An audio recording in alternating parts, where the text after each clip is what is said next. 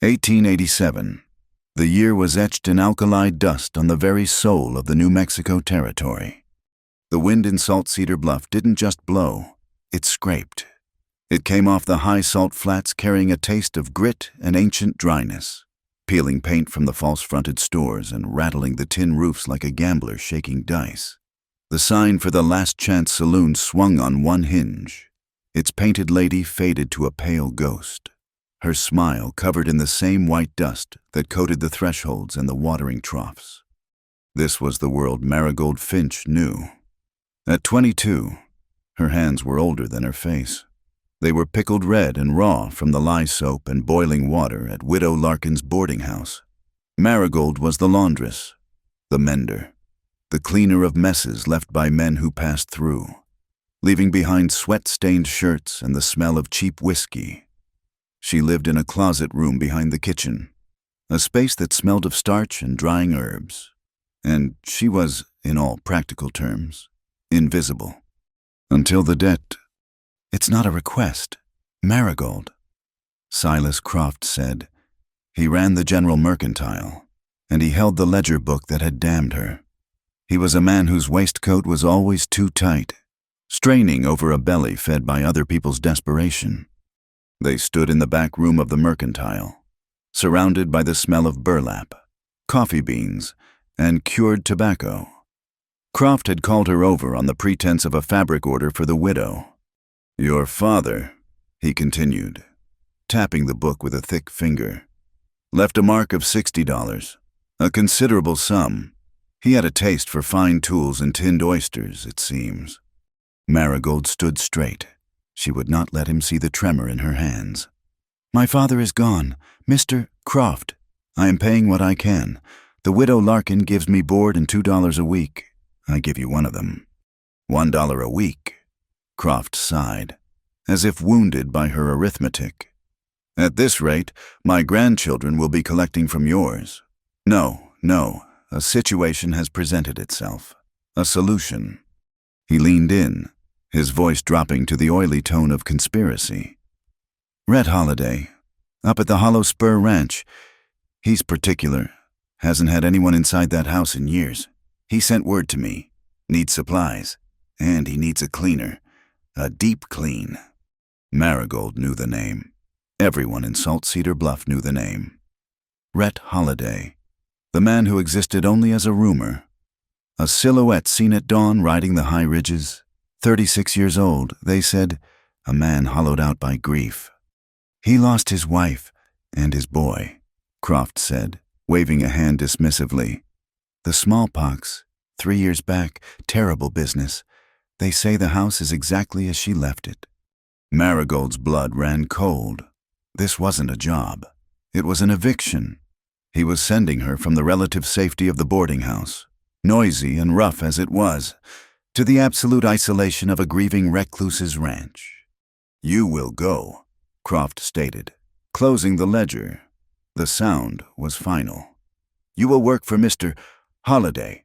Your wage, such as it is, will come directly to me. You will work until the $60 is clear. Then, you are your own woman again."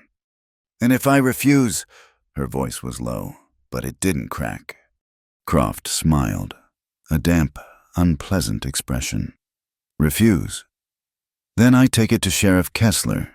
Debt is debt. Miss Finch, vagrancy is a crime. I'm sure the judge in Santa Fe would find you useful work in a less private setting." He meant the territorial prison workhouse. She knew it. A few men idling by the Cracker Barrel had been listening.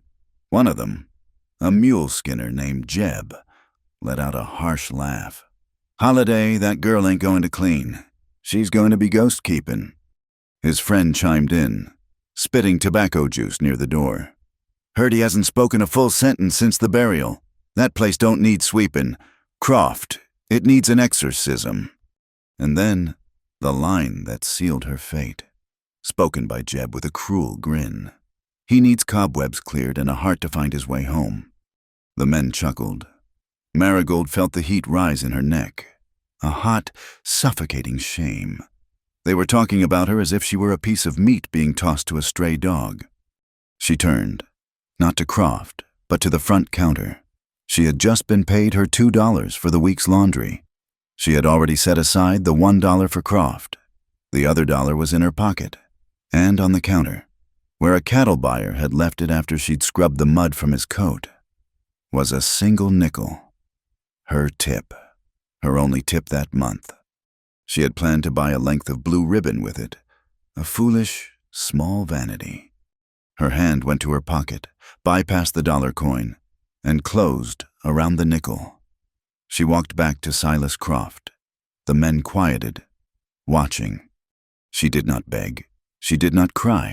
She did not plead for terms.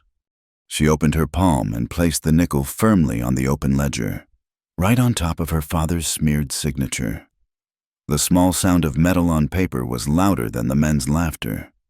"That," she said, her voice clear as ice water, "is for the brown soap I used this morning. My own. I will not start a new debt." She turned and walked out of the mercantile, leaving Silas Croft staring at the coin. She had lost her freedom, but she had kept that nickel's worth of her soul. The ride out of town was quiet, save for the rhythmic clanging that defined Salt Cedar Bluff. Tobias Quirk, the town blacksmith, had offered her the ride. He was a broad, quiet man whose face was mapped with soot. He owed her father no money and held no judgments. He was simply performing an act of measured kindness. Marigold sat on the hard plank of his freight wagon, her single canvas bag at her feet. It contained 2 changes of clothes, her mother's silver locket, and a small, sharp knife she used for cutting twine. As the wagon rumbled past the last shoddy buildings, the sound of the town, the tinny piano, the shouting, the rattling roofs was replaced by the sound of the high desert wind. But one sound lingered, carried on that wind long after the town was just a smudge of dust behind them. Clang, hiss, thud. The sound of Tobias Quirk's forge, the hammer striking the anvil. It was the only heartbeat in a town that had forgotten it had one. Marigold closed her eyes, letting the rhythm drum against her fear. Clang, hiss, thud. A heartbeat, steady, working, enduring. She held on to that sound until the distance swallowed it whole, leaving only the sound of the wheels on the rocky earth. They rode for nearly 2 hours. The sun was a white-hot coin in a bleached sky. The landscape was vast and unforgiving, all sharp mesas and thorny scrub. Marigold said nothing, and Tobias respected her silence. Finally, he pulled the mules to a halt.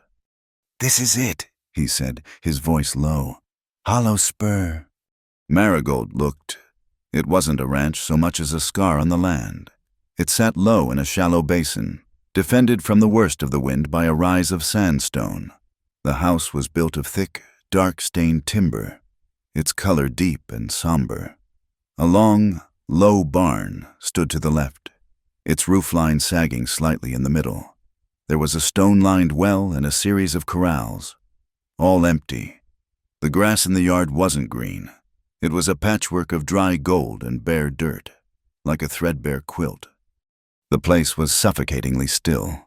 No smoke from the chimney, no horses in the corral, no life. "He's expecting you," Tobias said, though he sounded uncertain. He wouldn't meet her eyes. I'll wait till he comes out." "No," Marigold said, hopping down from the wagon before he could help her. The landing jarred her, but she didn't stumble. She grabbed her bag. "You have iron to shape.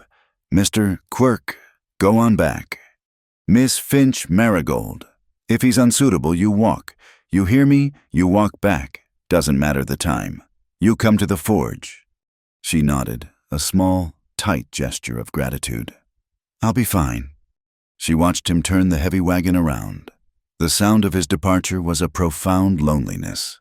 She was now $60 worth of stranded. She stood alone in the yard for a full minute, the sun beating on her bonnet. The silence of the ranch was heavy, like a blanket soaked in water. She could hear her own blood rushing in her ears. Then, the sound of a boot scraping on wood.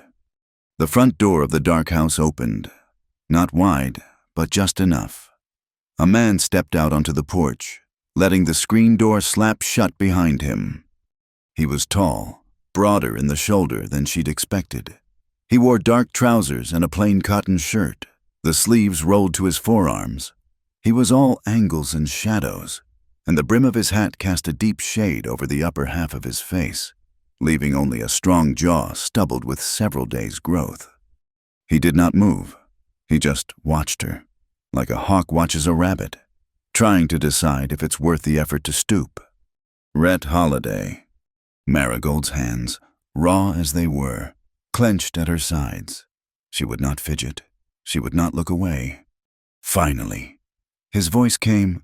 It was low and gravelly, rusty from disuse, the voice of a man who spoke mostly to himself, if he spoke at all. "You sent to clean—" The words hung in the hot, dry air. Sent. He knew she wasn't here by choice. He knew she was a piece of chattel, traded for a debt. The humiliation she'd felt in Croft's store returned, sharp and acidic. She took one step forward, planting her feet in the dust of his yard.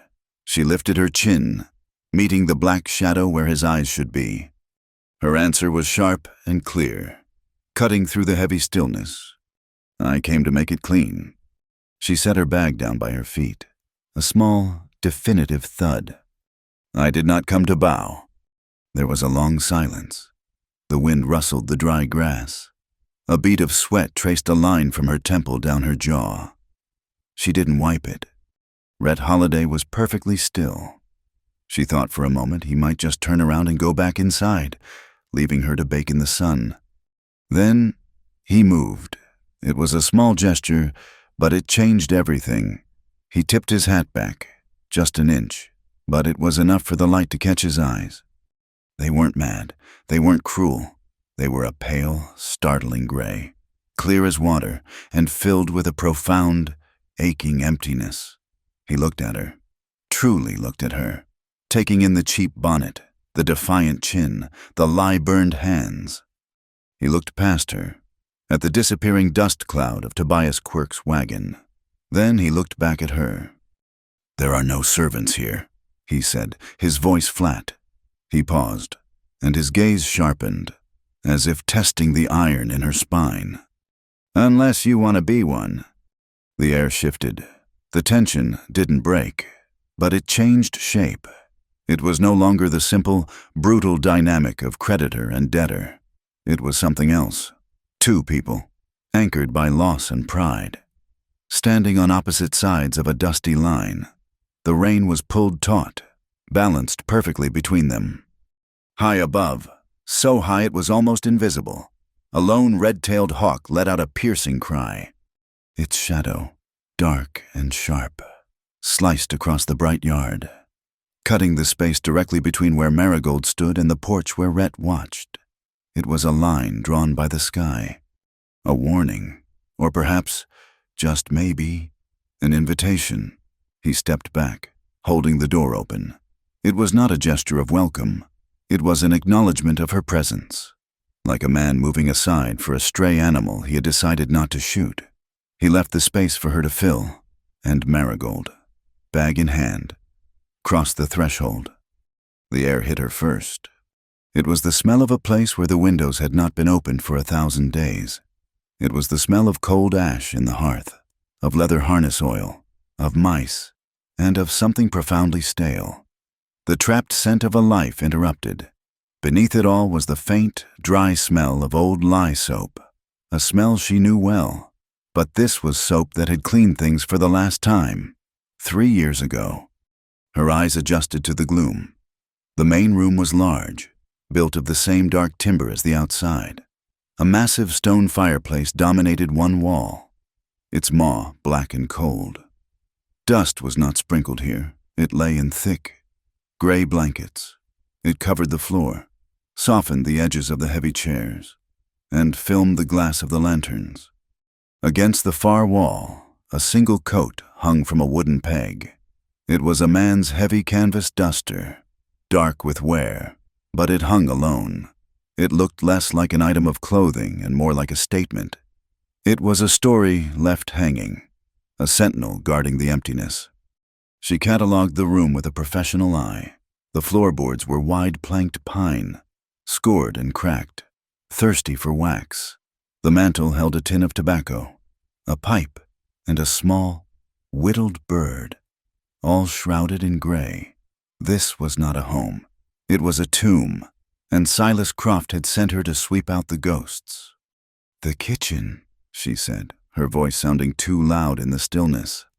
Rhett, who had remained on the porch, finally stepped inside, bringing the sharp, clean scent of the high desert sun with him, a scent that seemed alien in this space.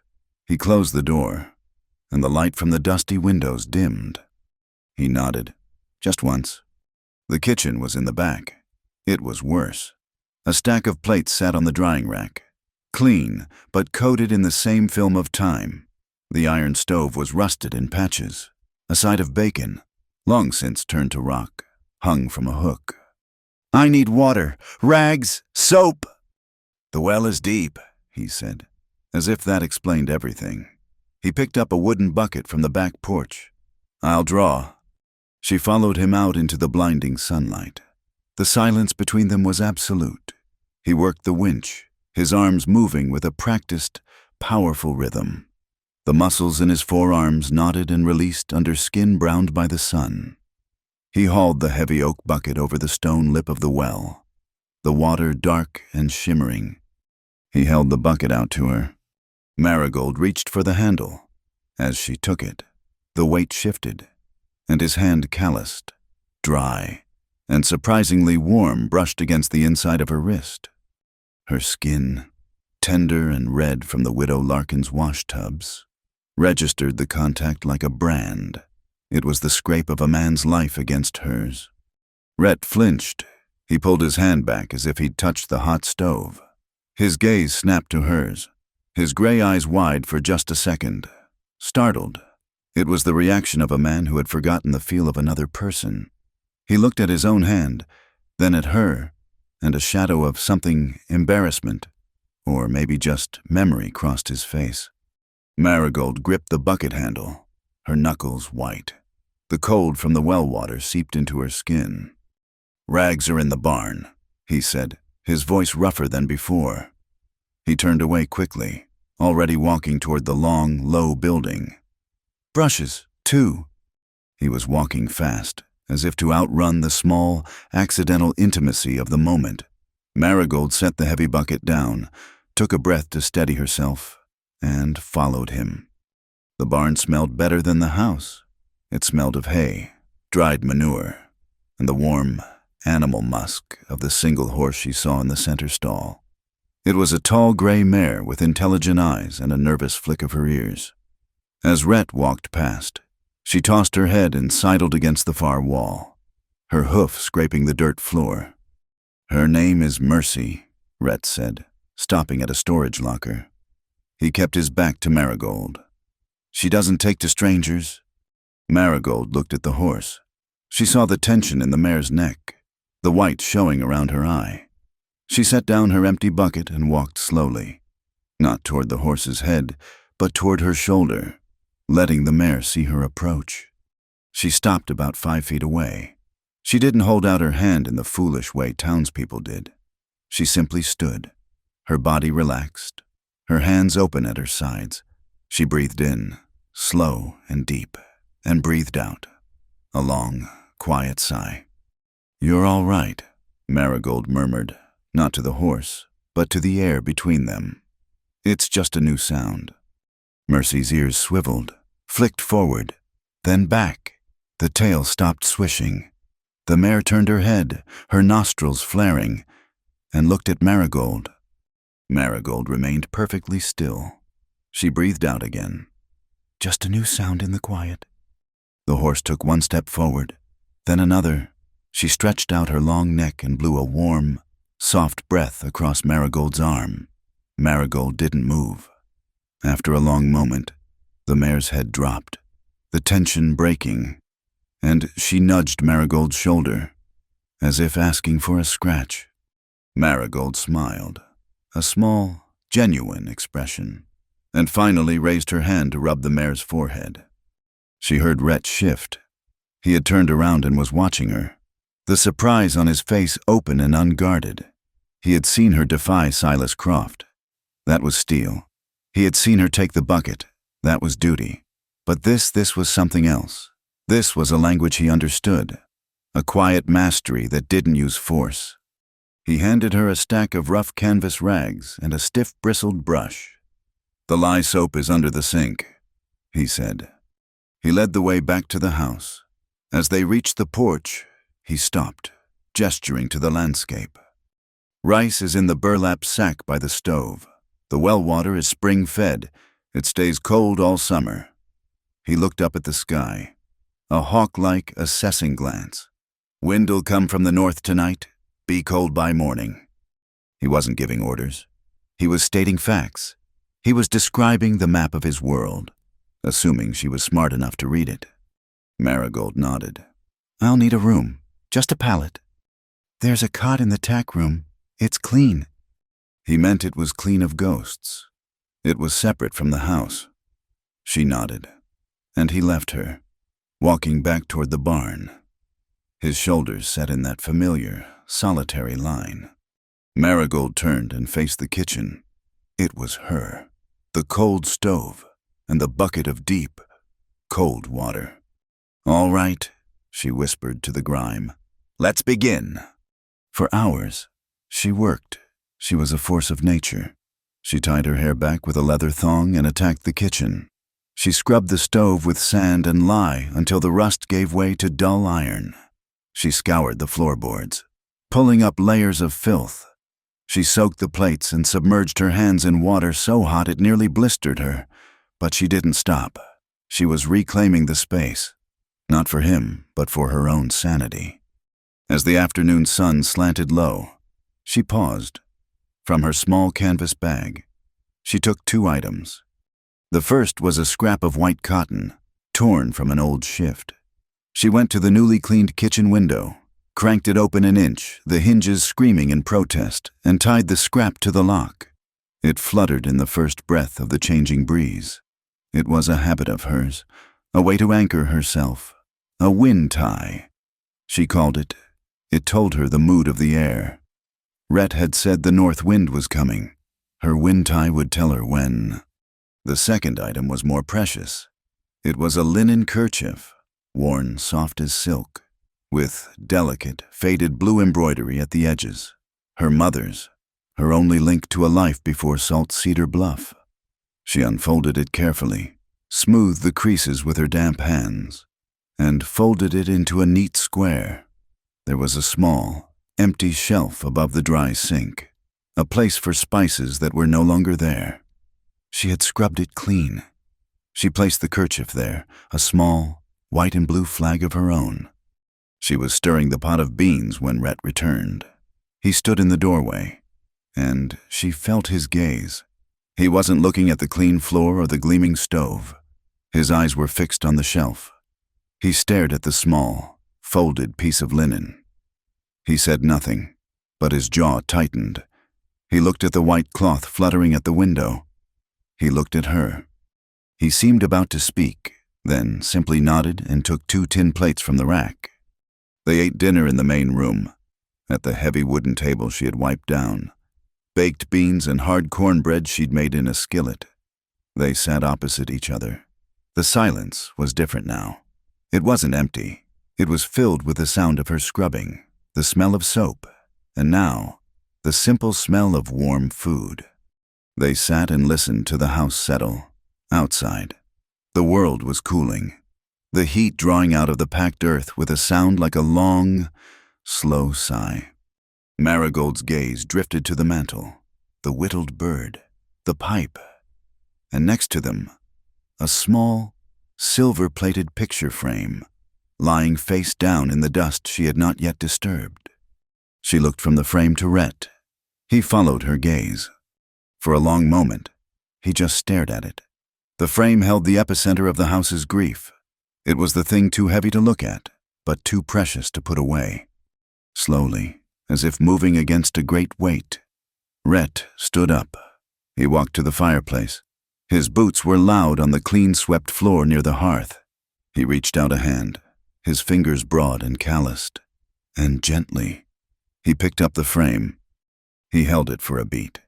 He did not look at it. He simply turned it over and set it back down. This time, face up. He returned to his seat. Marigold did not look at the photo. She just ate her beans. The silence was now charged, holding 1,000 words that neither of them was ready to touch. When the meal was done, she gathered the plates. On the wall by the kitchen door, she had seen a small hanging slate, the kind used for grocery lists or notes. It, too, had been thick with dust. She had wiped it clean. She picked up the stub of chalk tied to it by a string. Rhett watched her, his expression curious. She wrote, her script neat and clear. Day 1, wind from the west, now turning north. Dust is damp. The house has a heartbeat. She hung the slate back on its hook. She turned to go to the back porch, to wash the plates, but she saw his reflection in the dark window glass. A small, strange, unfamiliar expression was on his face. It was the ghost of a smile, a tiny upward pull at one corner of his mouth. It was gone as soon as it arrived. Heartbeat, huh? He murmured, almost to himself. He turned away before she could see the sudden softness in his eyes, a vulnerability he guarded like the spring-fed well. That night, Marigold lay on the narrow cot in the tack room. It was separate from the house, as he'd said, and it smelled of leather and clean hay. She pulled the thin wool blanket up to her chin.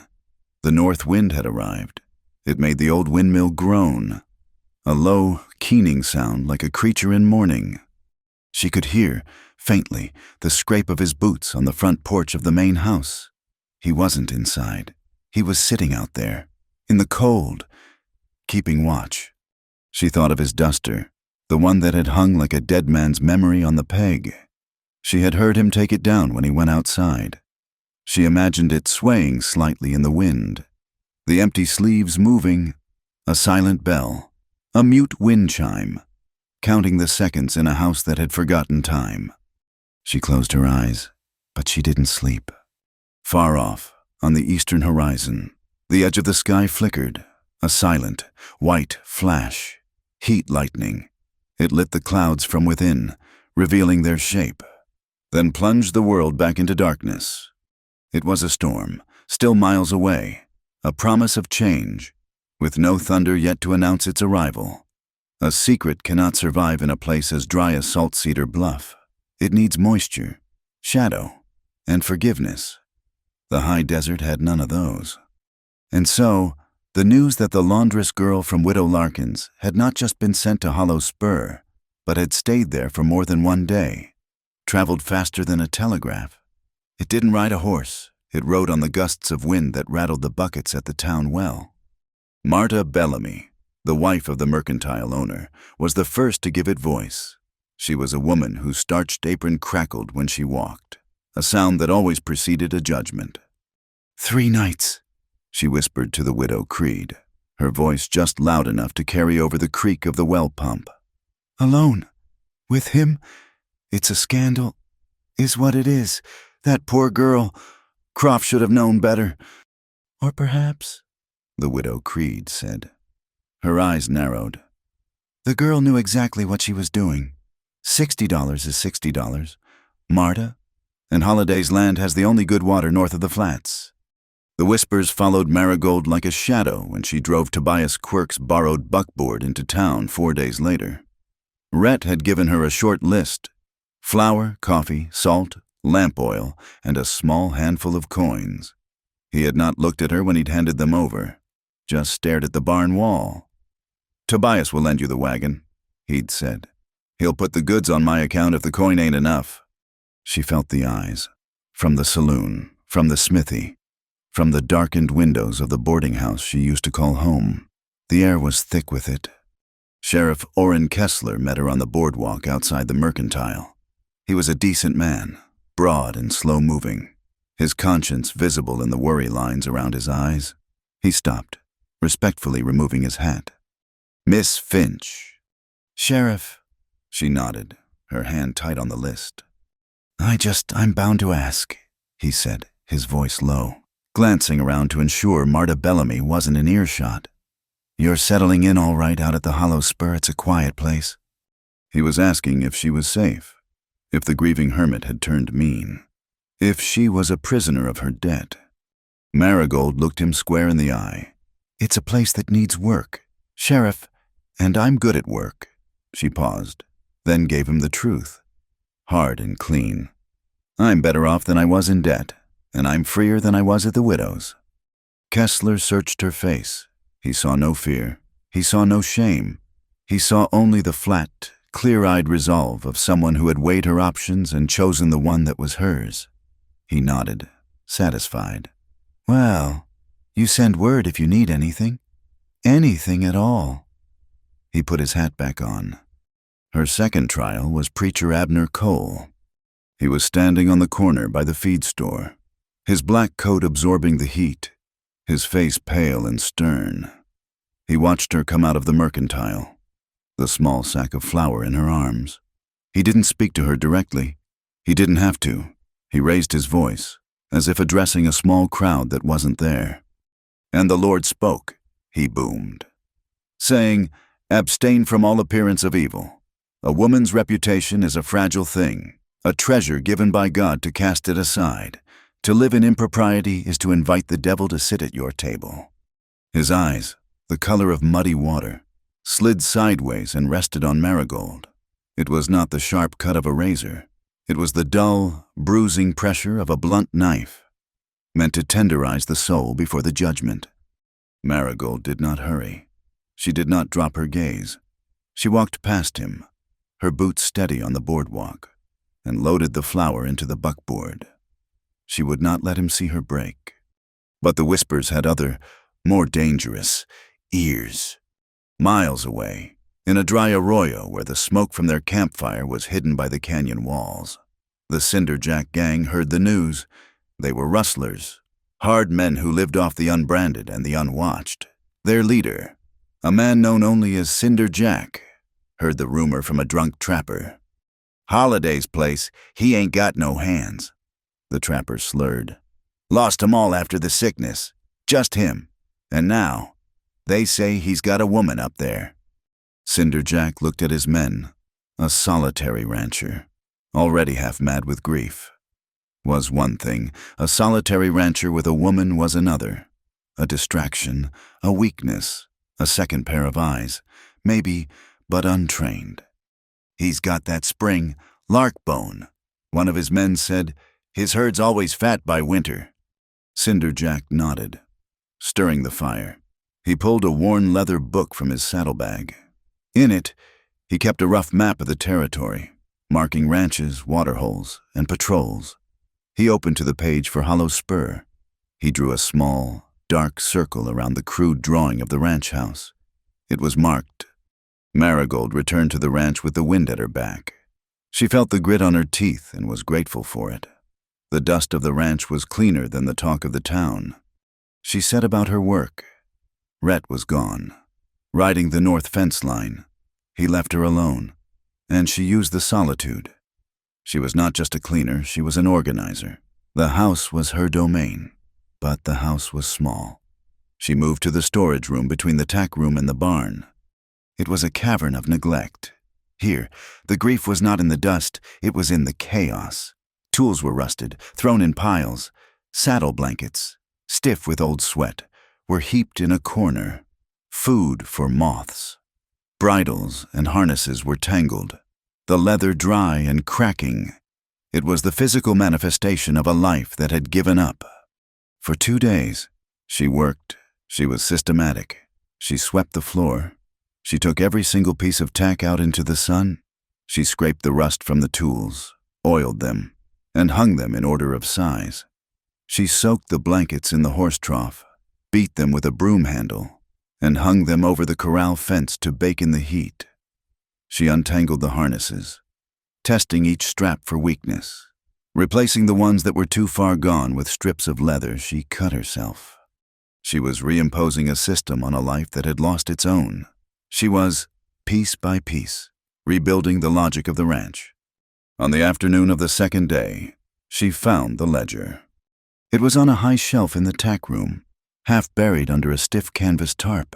It was a thick, leather-bound book, the kind a rancher uses to log his entire world. She opened it.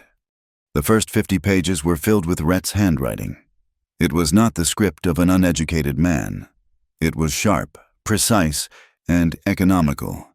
He logged everything. October 3rd, 1882. Bought 30 head from the Juarez line. Paid $2 over asking, they have the deep chest for the altitude. January 9th, 1883. First blizzard. Lost no calves. Moved herd to the South Canyon, as Sarah suggested. A jolt. Sarah, his wife. April 12th, 1883. Samuel is walking. He prefers the barn to the house. He has his mother's laugh. Samuel, his son. Marigold sat down on a hay bale, the book heavy in her lap. She read on, the simple entries painting a life of hard work, small joys, and a partnership. He noted the weather, the price of feed, the day the well pump broke, the day Sarah planted the herbs that Marigold could still smell, growing wild by the back step. Then she turned the page. May 2nd, 1884. Doctor. Harris wrote out. He called it the pox. Sarah is burning the bed sheets. Samuel is hot. May 4th, 1884. Sarah is coughing. I moved Samuel to the cot. The water, he won't take the water. May 5th, 1884. Noon. The boy is quiet. Sarah held his hand. I am... The sentence was not finished.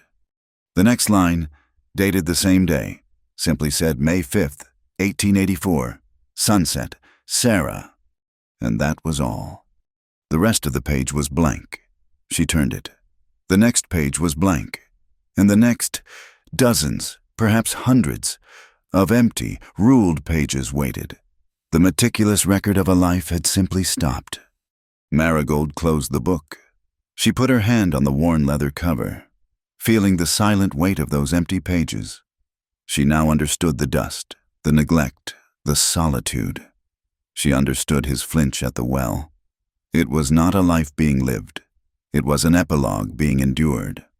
She put the book back, exactly as she had found it. That day, they ate lunch on the porch, seeking the breeze. The silence was thick, but Marigold no longer felt the need to fill it. She saw the man who had written the ledger. That wind tie you put up, Rhett said, nodding toward the kitchen window. My wife, Sarah. She used to do that. Said it told her when a storm was lying. Marigold looked at him. My mother taught me. She said it was listening to the air's mind. Rhett was quiet for a long time. He pointed north, toward the high, rocky canyons. There's a creek up there, he said, his voice distant. Larkbone Creek. It runs from a spring, deep in the rock. He looked down at his hands. The water, it's cold, and it runs fast, but the water there, it knows how to listen. She waited for the rest of the thought, or for him to laugh it off as a strange notion. He did neither. He was telling her a secret. He had been talking to the creek for 3 years. Water that listens sounds useful, Marigold said simply.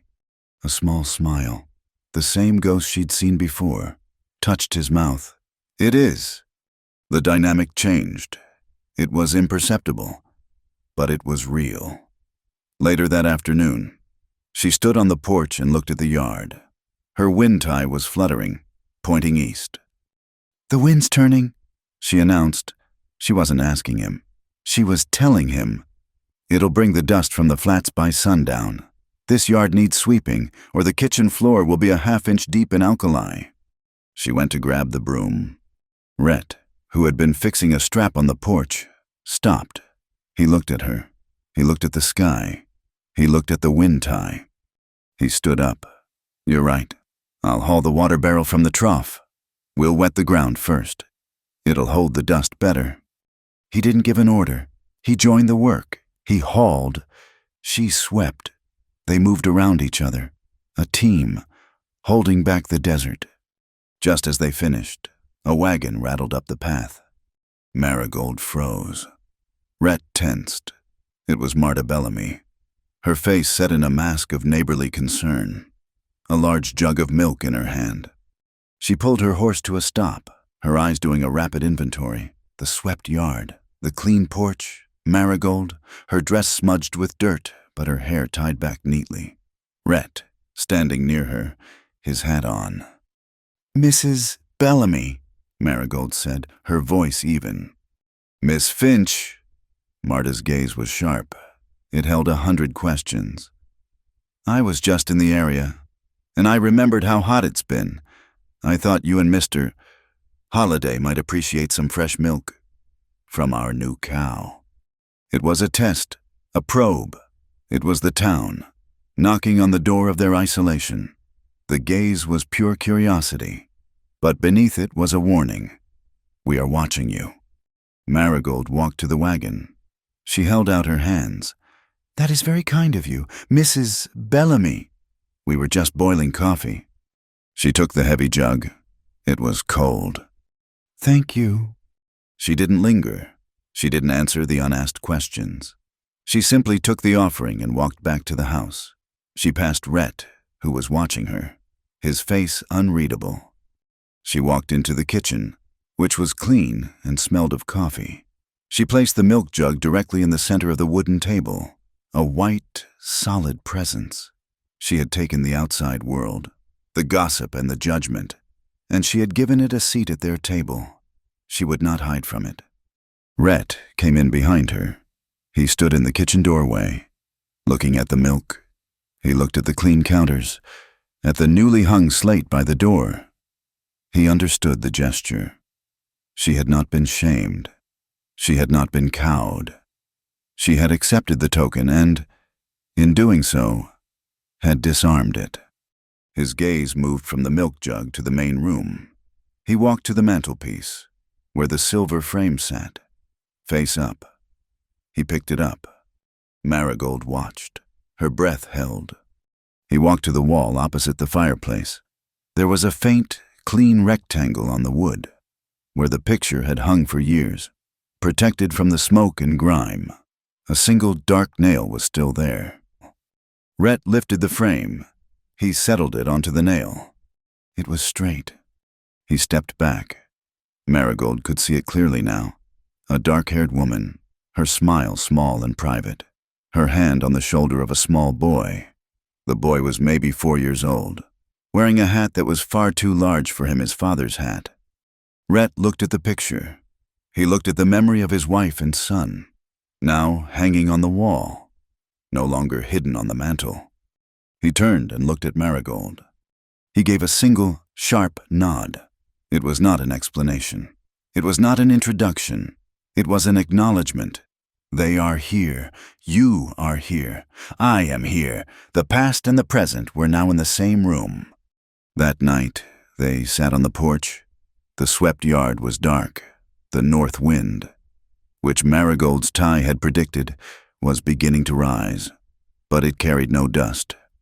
Rhett spoke, his voice low, not rusty this time, but quiet. Silas Croft, he sent you here as a servant. Marigold tensed, her hands gripping the edge of the bench. You're not that, he said.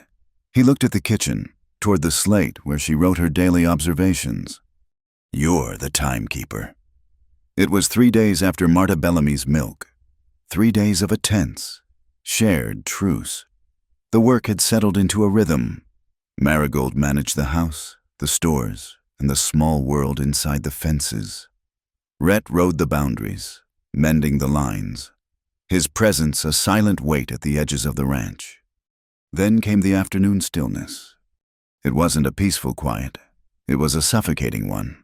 The sun was a dull brass disk behind a high, milky haze. No birds sang, no insects chirped. The air grew heavy and thick, and it carried a strange, metallic smell. It was the scent of ozone, the smell of hot iron, the very smell of lightning waiting to strike. Marigold was on the back porch, mending one of Rhett's shirts. The thread kept sticking to her fingers. She looked up, her white wind tie. The scrap of cotton on the kitchen window was hanging perfectly, unnervingly still. not a breath of air. Rhett came in from the north pasture, riding Mercy. He didn't ride to the barn. He stopped the mare in the middle of the yard, his head tilted, listening to the silence. Marigold stood up. She walked off the porch, her bare feet pressing into the packed dirt of the yard. The ground felt wrong. It felt tight, like a drum skin.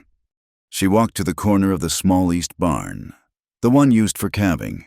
It was older than the main barn, its wood more weathered. She knelt, placing her palm flat against the foundation stone and her ear close to the wall. Rhett dismounted, his boots making no sound in the thick dust. "What is it?" Marigold didn't look up. She was listening. "The east barn," she said, her voice low. "It's got a thin sound." Rhett frowned. "What?" "The wood. It's complaining, a high, thin sound, like a wire being stretched." She pressed her ear tighter. "The main joints." Rhett stared at her. He was a man who knew wood knew it's grown under snow, its pop in the heat. But this was something else. This was a language he'd never heard. No one had taught her this. It wasn't in a book. It was the knowledge of the lye-soaked floorboards at the widow's, the sound of a house settling in the night, the feel of a world through the soles of her feet. He realized, with a jolt, that she had been listening to his house, to his barn, and had learned its voice in less than a week. He looked at the sky. The milky haze was gone, replaced by a bruised greenish-purple stain in the west.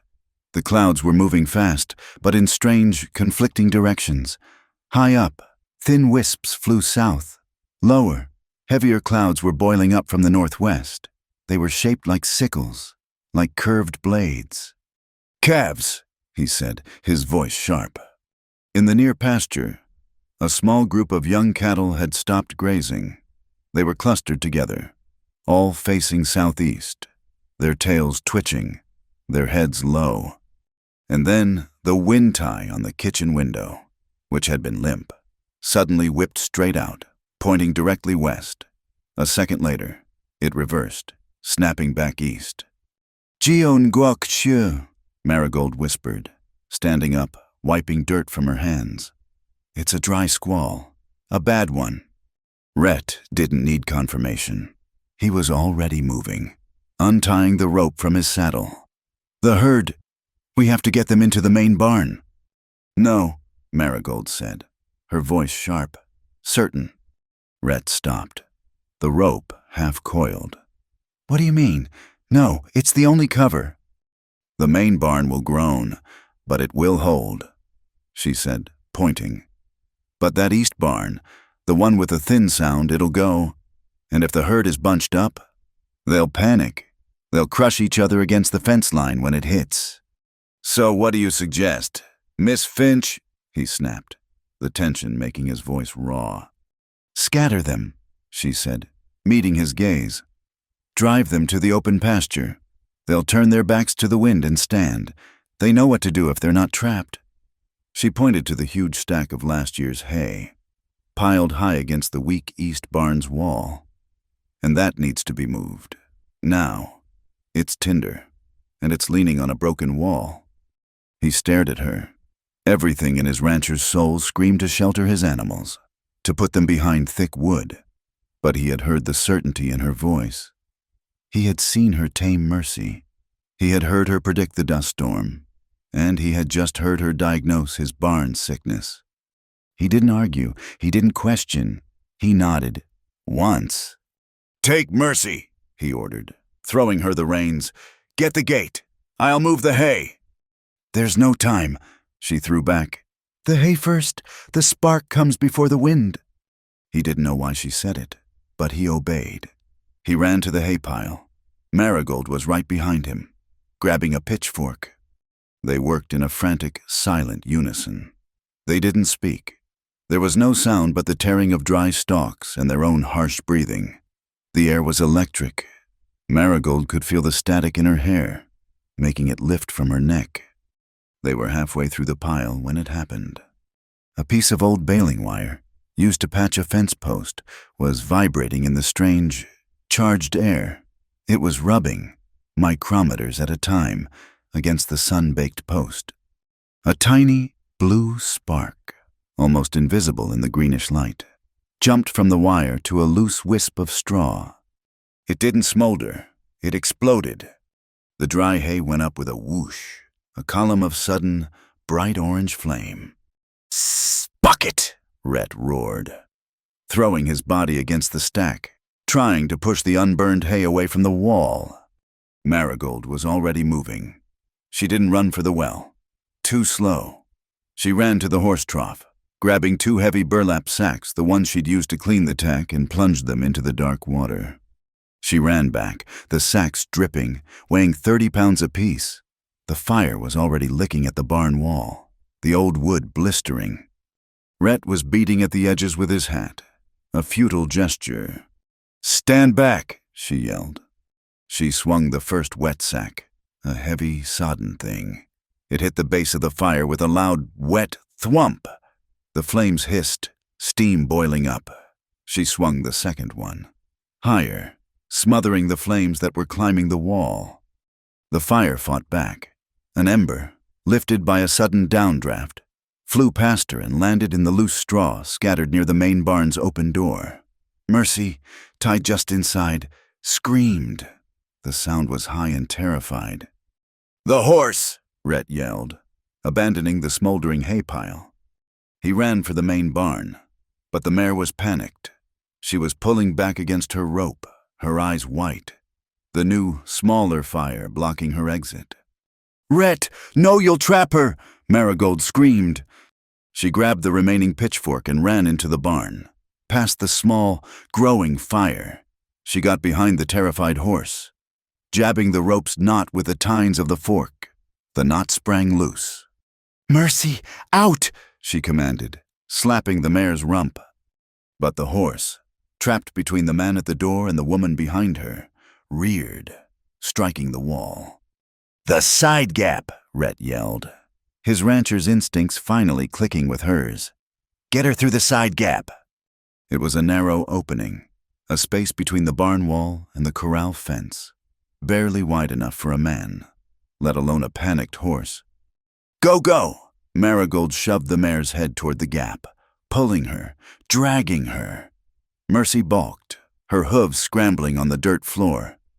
"I can't," Marigold cried, her shoulder pressed against the splintering wood. Pushing. Rhett was there. He didn't try to pull the horse. He got behind Marigold. He put his hands on the wall, his hat gone, his face black with soot, and he put his own shoulder against Marigold's back. "Now," he grunted. She pushed against the horse. He pushed against her. His strength, his solid weight, became her own.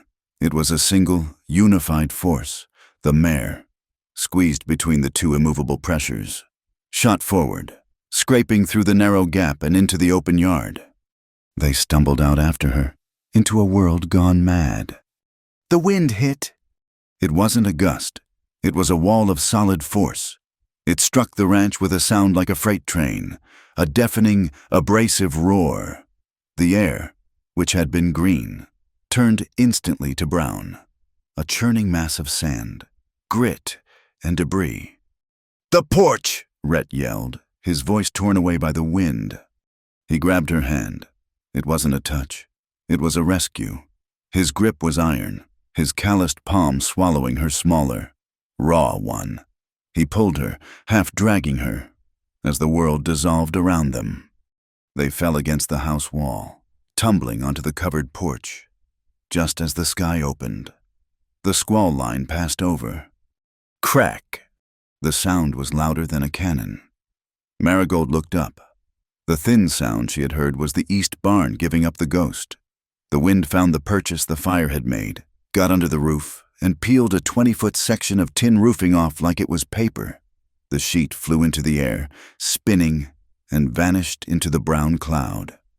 They huddled on the porch, their backs against the solid house, and watched the world tear itself apart. The wind didn't howl, it shrieked.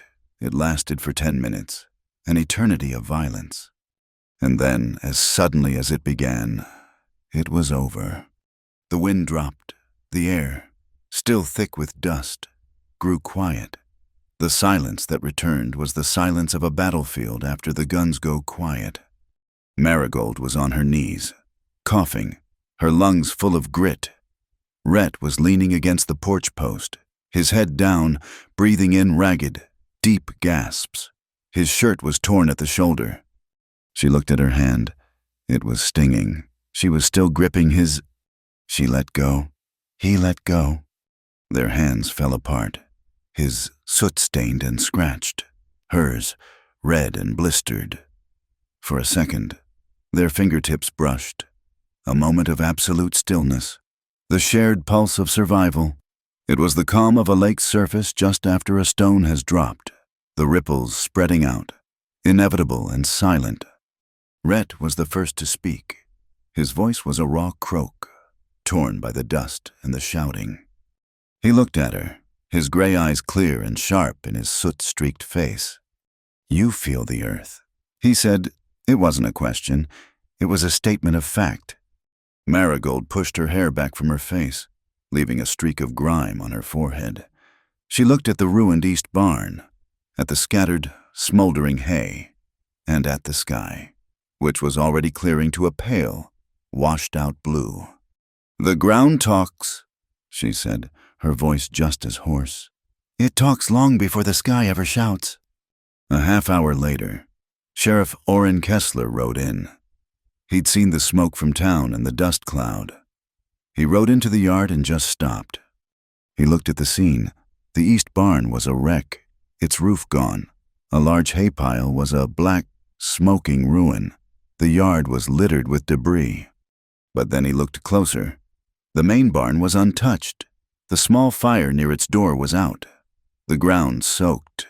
The herd, which he'd expected to find scattered to the next county, was already gathered at the far fence, grazing peacefully.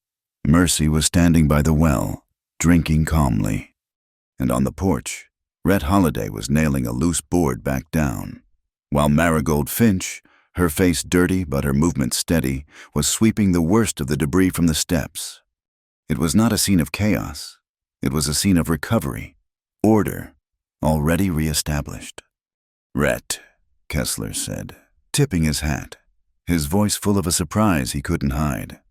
"Looks like you had a disagreement with the weather." Rhett didn't stop hammering. "The weather lost." Kessler looked at Marigold. He looked at Rhett. He looked at the almost impossible tidiness of the disaster. "You got this handled?" "We do, Sheriff," Marigold said, not pausing in her sweeping. Kessler nodded, a new, deep respect in his eyes. He turned his horse. "Well, I'll be—" He rode out, his mind reevaluating everything he thought he knew about the Hollow Spur Ranch. They were not the only ones watching. From a high ridge, a mile to the east, Cinder Jack watched the sheriff ride away. He lowered his spyglass. He had seen it all. The spark, the fire, the terrifying speed of the girl. The way the two of them had moved not like a boss and a servant, but like a well-oiled rifle bolt. "Well, damn," his lookout whispered. Cinder Jack closed his spyglass. He took out his leather-bound book and flipped to the page for Hollow Spur. He made a new note under the drawing. "East barn weak, roof gone, but the girl she's fast, faster than the fire." He snapped the book shut, his mind calculating this new, unexpected variable. That evening, Marigold was washing her face and arms at the pump, the cold well water stinging her blisters. The sun was setting, painting the bruised sky in shades of orange and violet. She looked at the kitchen window. Her wind tie, the little white scrap of cloth, was gone, torn away by the squall. She went to her room in the tack building. She opened her small canvas bag. She took out her mother's kerchief, the one she kept on the kitchen shelf. It was still clean, safe inside the house. She walked back to the kitchen window. She reached up, higher than the lock this time, to the top of the window frame itself. She tied the folded linen kerchief, her last, most precious thing, to a nail head. It was higher, more visible. It hung there, the faded blue embroidery stark against the darkening wood. Rhett came out onto the porch, a fresh bucket of water in his hand. He stopped. He saw the kerchief. It wasn't a scrap of cloth anymore. It was her mother's. It was a flag, a silent declaration. This was her ground, and she would not be moved. The storm passed, leaving the air scoured and thin. The world smelled of wet dust and ozone. And, for the first time, the silence at Hollow Spur was not empty. It was peaceful. The sky was a high, brilliant blue, and the piled wreckage of the East Barn was not a monument to loss, but a testament to their survival. They worked for a day, clearing the debris, salvaging the good timber. They moved with the new, unspoken rhythm they had found in the fire. On the third day, a Sunday, Rhett stopped. He had been assessing the damage to the main barn's foundation. He stood, wiped his hands on his trousers, and looked at her. "Leave the laundry," he said. Marigold, who had been scrubbing soot from the porch boards, paused. "Get your bonnet," he said. "I want to show you something." He saddled Mercy for her and a tall roan for himself. He said nothing else, just led the way north, up into the rocky canyons that rimmed the property, a place she had only seen from a distance.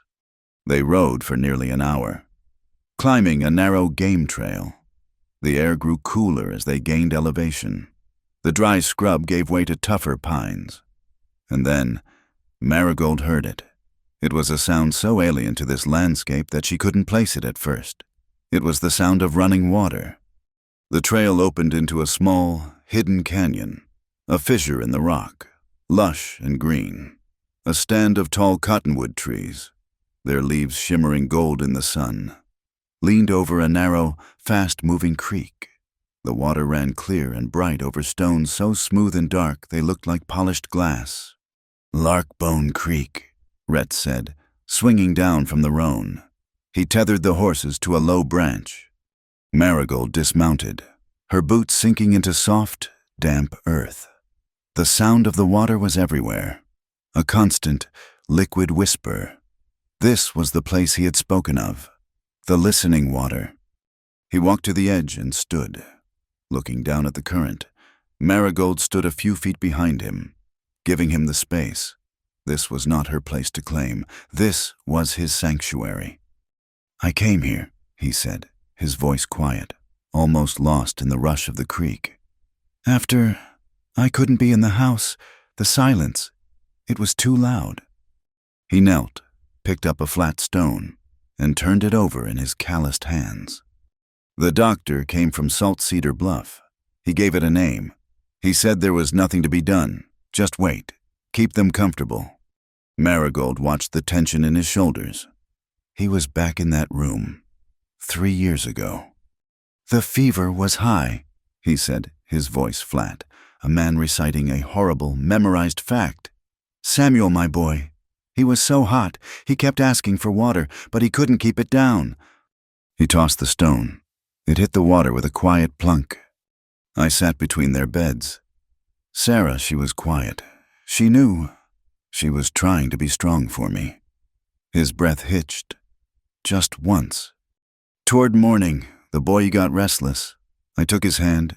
It was burning up. I just held it. He stared into the water, his eyes fixed on a future that had been stolen. I told him stories about the ranch, about this creek, about catching a hawk. I just kept talking, and I held his hand. He stopped. Marigold waited.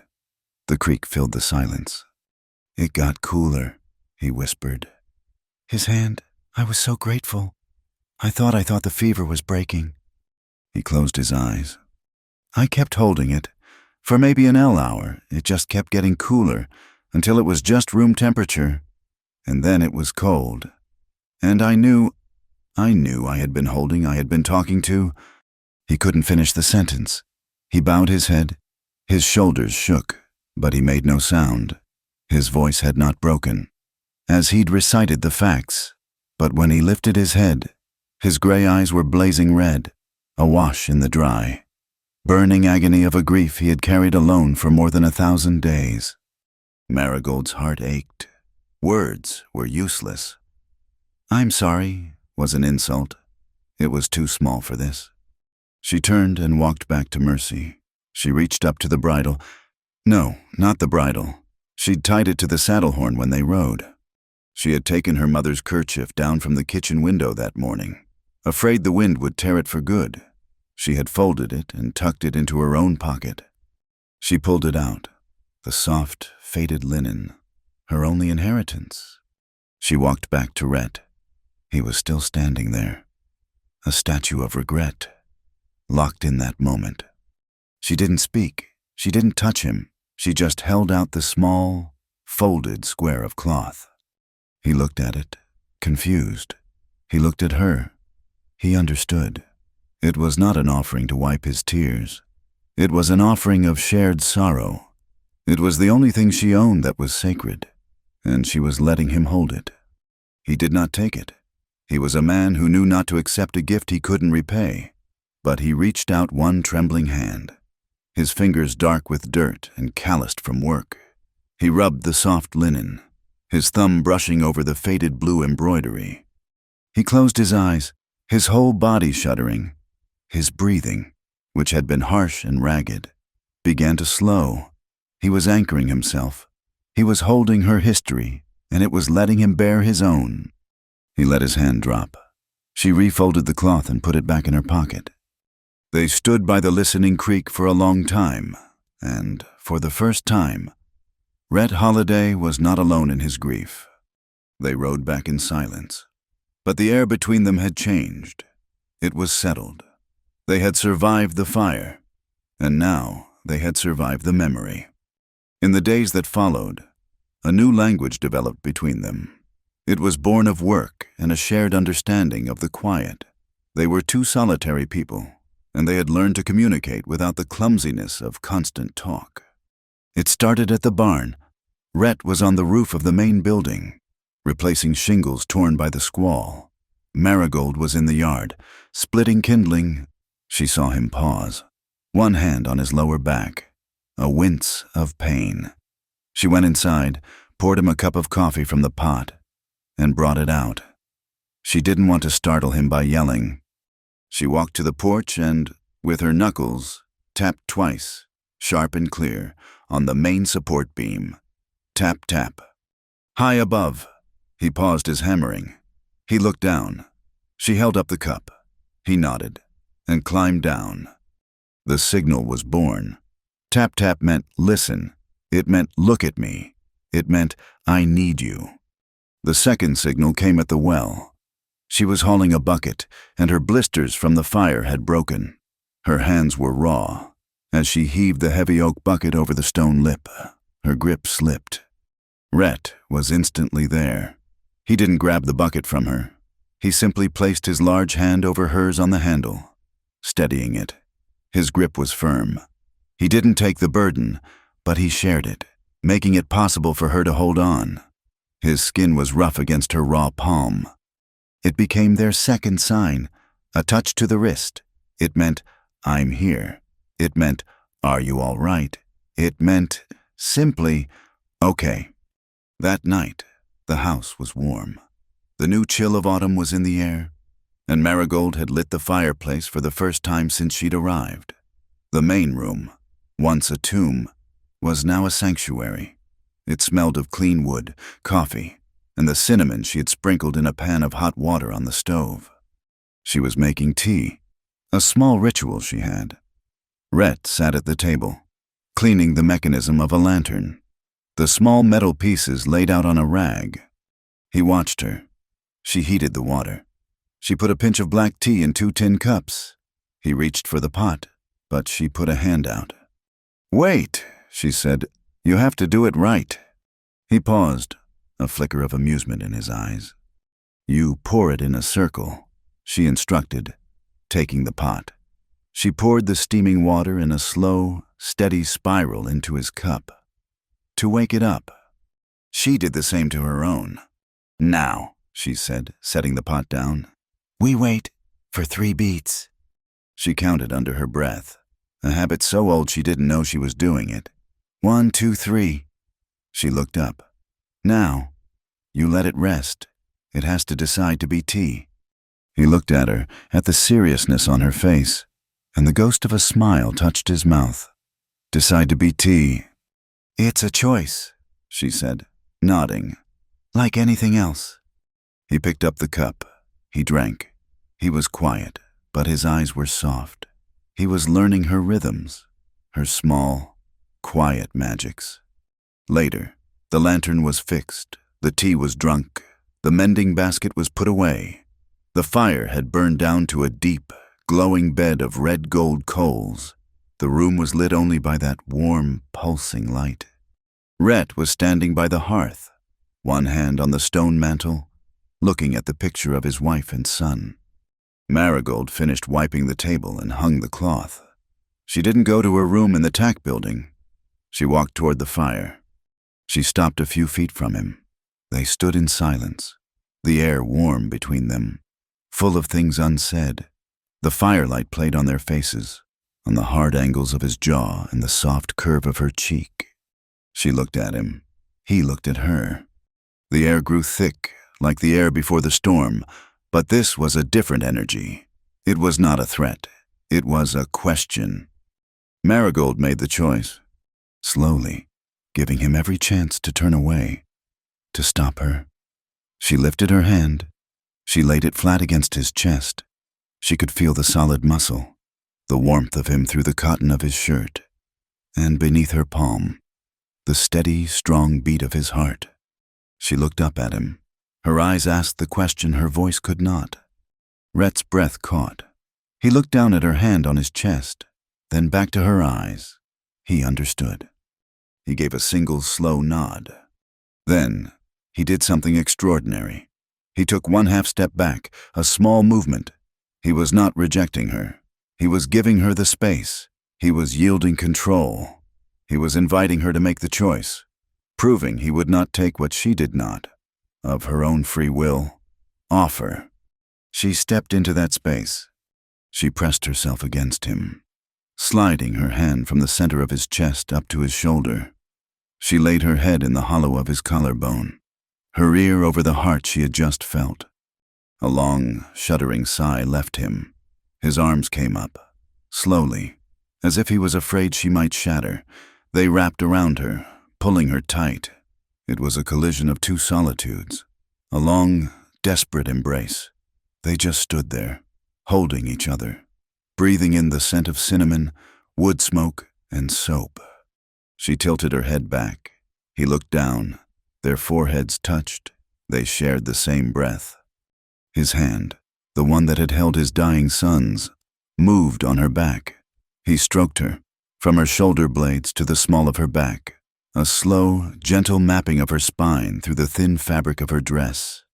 It was a touch of infinite tenderness, of discovery, of gratitude. Marigold lifted her head. She rose on her toes, and slowly, with conscious, deliberate thought, she pressed her lips to his cheek. It was not a peck. She rested them there, a soft, warm pressure against the rough stubble of his skin. It was a promise. It was consensual, and it was complete. He shuddered, his eyes closing. He didn't turn his head to kiss her. He respected the gift she had given, and did not demand more. He lowered his head, his lips brushing the hair at her temple. He whispered, his voice a rough velvet, barely audible over the crackle of the embers. "Marigold, if you want to stop, you tell me." She smiled, a small, secret smile. She didn't pull away. She leaned into him, resting her forehead against his jaw. "I'm choosing," she whispered back. "I'm not stopping." He held her tighter. After a long time, he released his grip just enough to take her hand. He led her to the small, worn settee that faced the fire. They sat down, not apart, but shoulder to shoulder, their hips and legs pressed together. He did not release her hand. He laced his fingers through hers, his calloused thumb rubbing the back of her hand. They sat like that, holding hands, shoulders touching, and watched the fire burn down to ash. The next morning, When Marigold entered the kitchen, he was already there, pouring 2 cups of coffee. He looked up, and his eyes met hers. He smiled. It was not the ghost of a smile. It was real. It reached his eyes, crinkling the corners. She smiled back. The work was different. It was lighter. The glances they shared were no longer accidental. They were habit. They were a team. That afternoon, Marigold watched from the porch as Rhett walked. Not to the main barn, but to the pile of wreckage from the east barn. He didn't just clear the last of the debris. He picked up a salvaged 2x4, measured it, and began to saw. He fetched a post-hole digger. He was not just clearing the ruin. He was rebuilding. He was mending the broken thing. It was a promise, made in wood and sweat. That evening, as the sun set, Marigold sat on the porch step. She took her mother's kerchief from her pocket, from her mending basket. She took a needle and a spool of the same blue thread. In the corner of the faded linen, in small, neat stitches, she embroidered 2 words, "Still here." When she was done, she walked to the kitchen window and tied it back onto the high nail, her flag against the twilight. Trust, once planted, is a fragile thing. It grows in the dark, in the quiet, in the spaces between words. At Hollow Spur, it had been watered by shared fear and sheltered by a mutual solitude. But the ranch was not an island. It was a part of the high desert, and the wind that blew over it eventually had to blow through town. The sound that gave it away was laughter.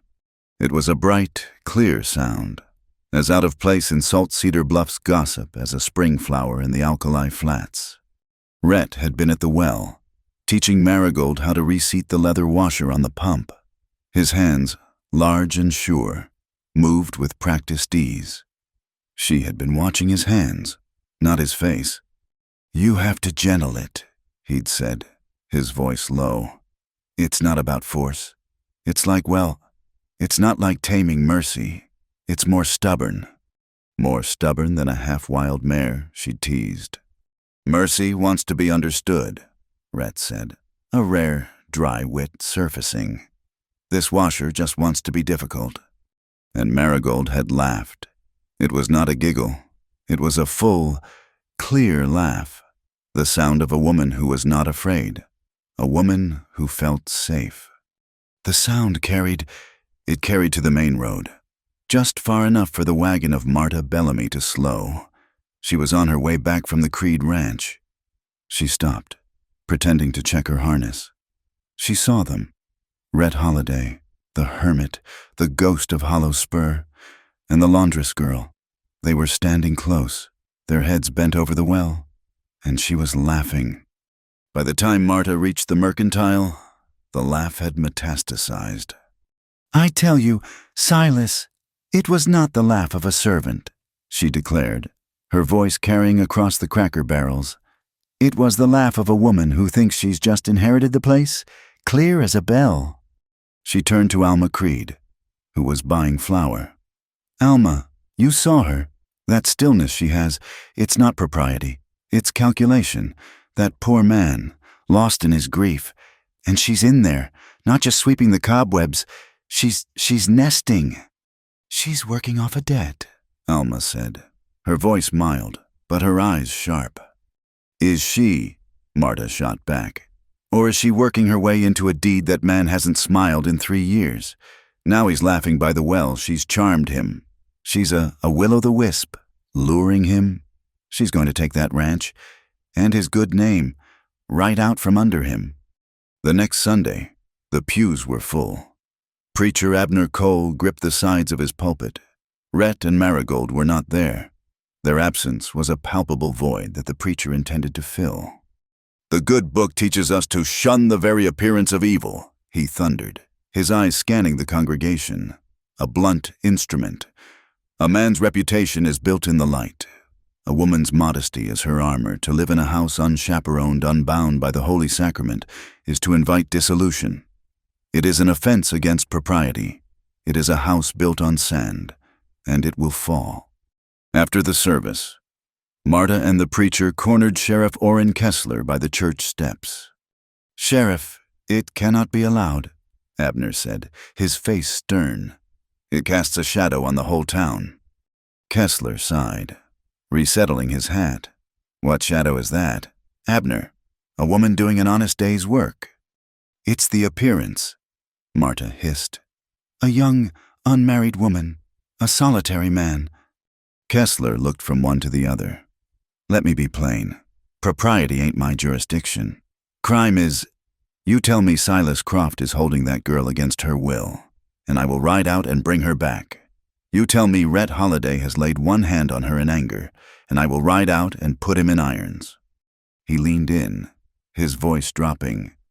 "But you're telling me she's laughing. You're telling me that man's house is clean. You're telling me he's finally fixed the pump. I'll thank God someone finally had the courage to do it. Now, if you'll excuse me, I have actual rustlers to worry about." He left them on the steps, their judgment unsatisfied. The rustlers were closer than he knew. That night, Hollow Spur was quiet. The new domesticity had settled over them. Rhett was at the table, the old ranch ledger open. For the first time in 3 years, he was making new entries. Reseated well pump, mended north fence, wind calm. Marigold sat by the fire, mending a tear in the canvas duster she had once seen hanging like a ghost. Now it was just a coat. The sound came from the barn. It wasn't loud. It was a low, nervous whicker from Mercy, followed by a sharp, metallic stamp. Once, twice. Rhett's head snapped up. His pen froze over the page. He looked at Marigold. "She doesn't stamp for coyotes," he whispered. They both went still, listening. The house was silent. Then, from the south fence line, came the distinct, sharp twang of a wire being cut. Rhett moved, blowing out the lantern, plunging the room into darkness lit only by the coals. He reached for the rifle he now kept oiled and ready on the mantel. Marigold didn't run. She didn't hide. She moved to the kitchen, by the back door. The heavy oak bucket she had used to fight the fire hung from a peg, empty. She picked up the iron ladle from the stove. She didn't bang it, which would have been a loud, clear alarm. She struck the side of the wooden bucket. A low, solid, dull thunk. She paused. Thunk! It was a sound that would not carry to the ridges. It was a dead sound. But to anyone inside the yard, it was the unmistakable, terrifying sound of a silent bell. It was the sound of someone being awake. A man cursed in the darkness outside, the sound of running boots on packed earth. Rhett was on the porch in an instant, a dark shadow against the night. He raised the rifle and fired one shot, not at the running figures, but high into the air above the south pasture. "Get!" he roared, his voice the crack of a bullwhip. They heard horses, spurred hard, galloping away into the scrub. They waited. Rhett on the porch, Marigold in the doorway. For a full 10 minutes, the only sound was the rising wind and Mercy, who had quieted in the barn. Rhett lit the lantern. "Stay here." "I'm coming," she said, pulling on her shawl. They walked to the south fence. The lantern's glow found it. The top strand of barbed wire had been cut cleanly with snips, and lying in the dust, dropped in the haste to flee, was a 6-foot length of heavy hemp rope, tied in a herder's loop. "Cinder Jack," Rhett said, his voice cold steel. He nudged the rope with his boot. "They were testing the fence, and us, seeing how fast we'd react." "They found out," Marigold said, her hand resting on the cut wire. Rhett looked at her, the lantern light illuminating her calm, steady face. "The bucket, that was smart. A bell would have brought Kessler out. This just told them they'd been seen." "A loud noise is for help," Marigold said, meeting his gaze. "A quiet noise is for a warning." He nodded, a new respect in his eyes. He picked up the rope. They had evidence of a war that had just begun. The next day, their isolation was broken again, but differently. A boy on a tired pony rode into the yard at a panicked run. He was from the Creed Ranch. the small property 5 miles east. Mr. Holliday, it's Mrs. Creed. The boy, no older than 12, panted. It's her grandbaby.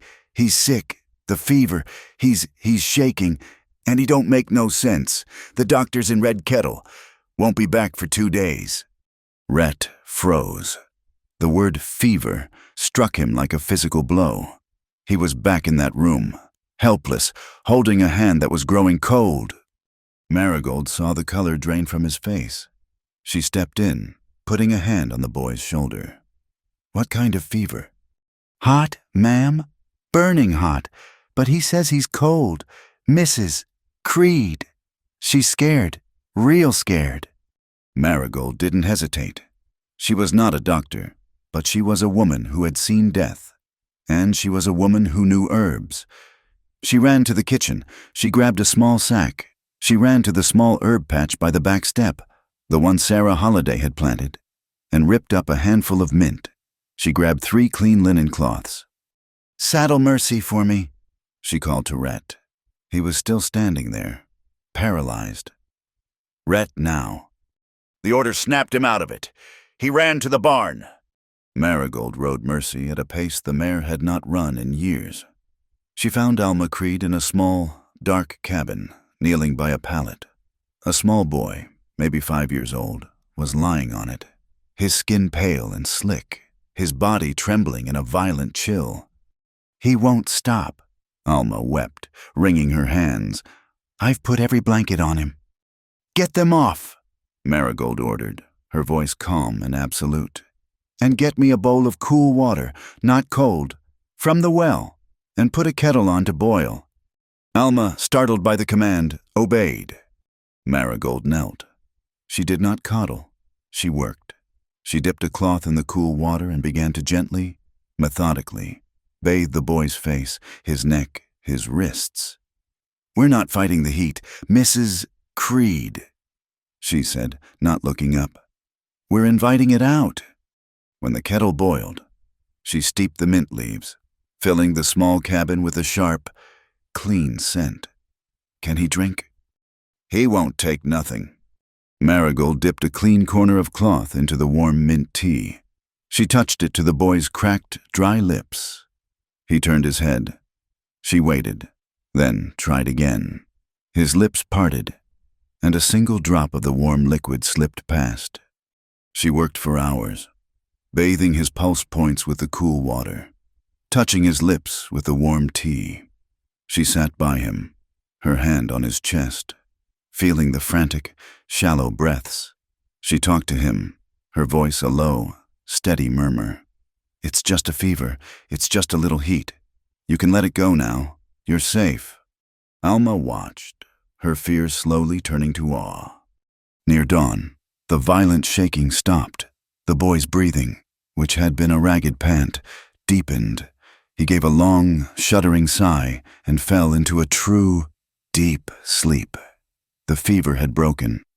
Marigold rode back to Hollow Spur just after sunrise, exhausted but steady.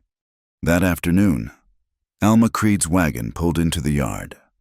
Rhett and Marigold watched her approach. She walked to the porch, her face lined with fatigue, and held out a basket. It was full of dark, rich-smelling plum cakes.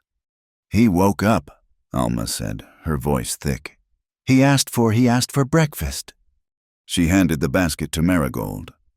"Marta Bellamy," she said, her voice full of a sudden, sharp anger.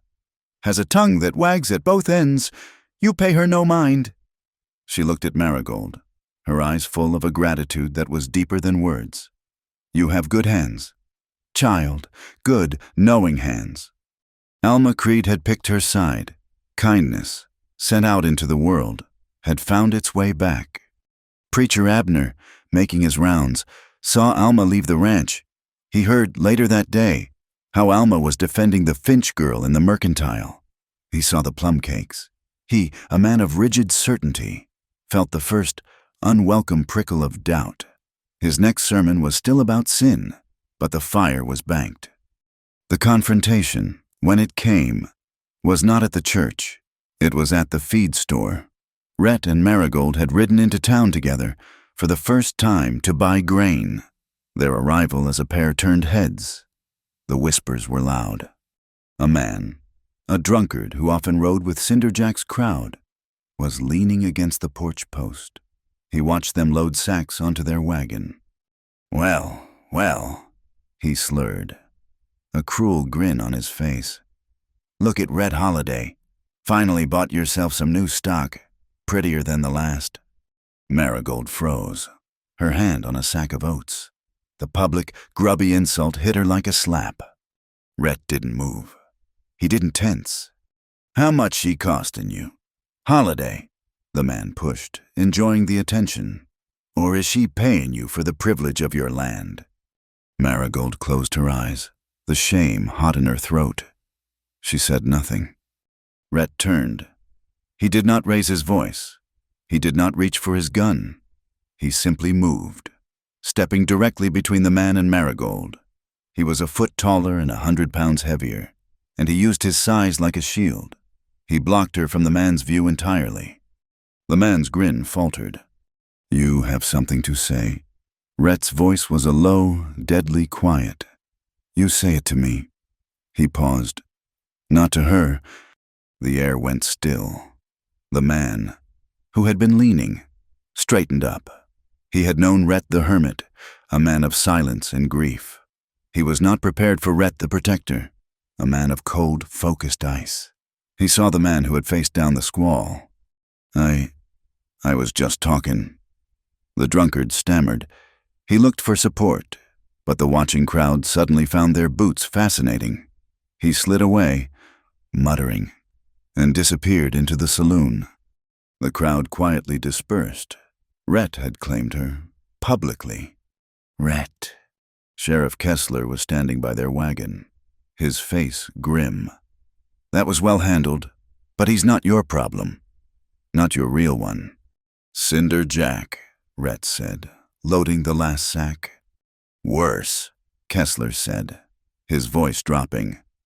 "I got a telegraph from Santa Fe this morning, the Transcontinental Railroad. They're surveying a new spur line." "That's miles south," Rhett said. "Not this one." Kessler looked pained. "This one is aiming for the northern mines. They need the fastest route, and they need water. A lot of water. They've filed an intent to survey." Marigold went still. "Survey what?" Kessler looked Rhett square in the eye. "Your north pasture, Rhett. Right over Larkbone Creek. They're filing for water rights under the Eminent Domain Act." Rhett's blood ran cold. The creek, the one place, their place. "That's my spring, my deeded land." "Rhett, listen," Kessler said, putting a hand on the wagon. "These aren't rustlers. You can't shoot them. This is money from back east. This is progress. And right now, the law is about to side with the money. They'll pay you pennies on the dollar, drain that spring dry in 6 months, and be gone. There's nothing I can do." The ride home was silent. Rhett stared at the horizon. He had fought fire. He had faced down gossip. He had scared off thieves. But this was an invisible enemy. A piece of paper from Santa Fe that could take the very heart of his land. It was a foe more dangerous than any man, because it came wrapped in the law. That night, he sat by the cold hearth. He just stared at the wall where the picture of his wife and son hung. He was beaten. Marigold watched him. The man who had come back to life was disappearing again, back into the grief. She went to the tack room, to her small canvas bag. From the bottom, she pulled a rolled, oil-stained piece of canvas. She brought it to the table and unrolled it under the lantern light. It was a map, hand-drawn in ink. The lines faded. "My father," she said, her voice quiet, pulling him from his thoughts. "The one who left the debt. He wasn't a rancher. He wasn't much of anything, I guess, but he was a water witch, a diviner. The army hired him, about 10 years ago, to find water in this basin." Rhett looked up, his eyes dead. Her finger, still raw from lye, traced a blue line on the map. This is Larkbone Creek. This is what they want. Then her finger moved. It traced a series of faint, dotted lines that ran under the drawing of the canyons. A web of blue, spreading out. But they don't know what feeds it, she whispered. He found the source. It's not just a spring. Rhett, it's an aquifer. A whole underground river. It runs right under this house. It's what feeds your well. It's what feeds Larkbone. It is the water for this entire basin. Rhett stood, drawn to the map. He stared at the dotted lines. What does this mean? It means, she said, looking up at him, that Larkbone isn't just a creek. It's the mouth of the spring. If we can prove prior water rights to the source, not just the part they can see, if we can prove this entire ranch sits on the water table. They can't just take the creek. They'd have to fight you for the whole ranch. And you have the deed. A flicker, the smallest spark, deep in his eyes. She looked at him, her face illuminated by the single lantern, smudged with weariness, but resolute. A small, faint smile touched her lips. It wasn't a laugh. It was the last sliver of light at the end of a long, dark day. They think they're fighting a broken-down rancher, she said. They don't know they're about to fight a water witch's daughter. That smile, it was enough. It was the strength he needed to face the invisible. The map changed the air in the house. The paralysis that had gripped Rhett broke, replaced by a low, simmering current of energy. The invisible enemy now had a geography, and Marigold, the water witch's daughter, was its interpreter. For the next 2 days, she became a creature of the earth. She left the house at dawn, her father's canvas map in her pocket, a notebook, and a piece of chalk in her hands. Rhett followed, leading Mercy, who was packed with a shovel, a long measuring line, and canteens. He watched her work, and it was like watching a language he'd never known be spoken fluently. She was not just looking at the land, she was reading it. She didn't follow the dry arroyos. She walked the ridges, her eyes on the ground. Moss, she murmured, kneeling by a rock on a north-facing slope. It shouldn't be here. Not this high, not with this little rain. She scraped a tiny bit of damp soil from beneath it. See, it's cool. She walked 100 yards, her head down. She stopped at a patch of lichen, a pale green stain on the red rock. Lichen only gets this color, she told him, her finger tracing its edge, when it's breathing damp air from below. She was mapping the aquifer's breath. She recorded everything, the elevation, the direction of the dampness, the type of rock. She used the chalk to make small, discrete marks on the stones, creating a dotted line of her own, a path that led from their own well, under the ruined east barn, and straight toward the canyon mouth where Larkbone Creek began. It's all one thing, she said on the evening of the second day, her notebook full of figures. Your well, the creek, it's all just openings to the same river. My father was right. Rhett looked at her notes, at the map, at her dirt-streaked, earnest face. The admiration in his eyes was vast. On the third morning, the enemy appeared. A smart, black buggy, polished to a high sheen, pulled into the yard. It looked alien, a cockroach in a patch of sunlight. A man in a dark suit and a bowler hat stepped out. He was not a man of the desert. His face was pale, his hands were soft, and he smiled as if he were selling something. Mr. Holiday, he called out, his voice a smooth, oiled baritone. A pleasure. My name is Edison Vale, with the Transcontinental Railroad. Rhett came out onto the porch. He didn't speak. He just stood there, his height and the silence of the ranch his only weapons. Marigold came out and stood beside him, her hands tucked into the pockets of her apron. Vale's smile faltered for just a second. He was used to dealing with landowners one-on-one. He had not anticipated the woman. I come, Vale said, with good news, progress, Mr. Holiday, a new spur line that will bring prosperity to this entire territory. And your land, sir, has been chosen to be a vital part of that progress. He held up a sheaf of papers. A most generous offer, $200 in gold for the northern section of your land, including the water access at Larkbone Creek. Rhett remained absolutely still, his face granite. The silence stretched. Vale's smile became fixed. $200 is a significant sum, Mr. Holliday, for land that is, if you'll forgive me, largely non-productive rock. Rhett did not move. It was Marigold who spoke. Her voice was quiet, conversational. When you begin grading, Mr. Vale, she asked, where will you get the water to lay the dust and mix the concrete for the culverts? Vale turned, surprised. He had not expected the help to speak. Why, from the creek, of course. Miss, that's why we are buying the access. But the creek, Marigold continued, her gaze unwavering, only flows at about, 10 cubic feet per minute. You'll need 10 times that for a work crew and a steam shovel. Where will the rest of the water come from? Vale's expression tightened. He gave a small, indulgent laugh. My dear, I hardly think the technical specifics. Will you be drilling? Marigold pressed.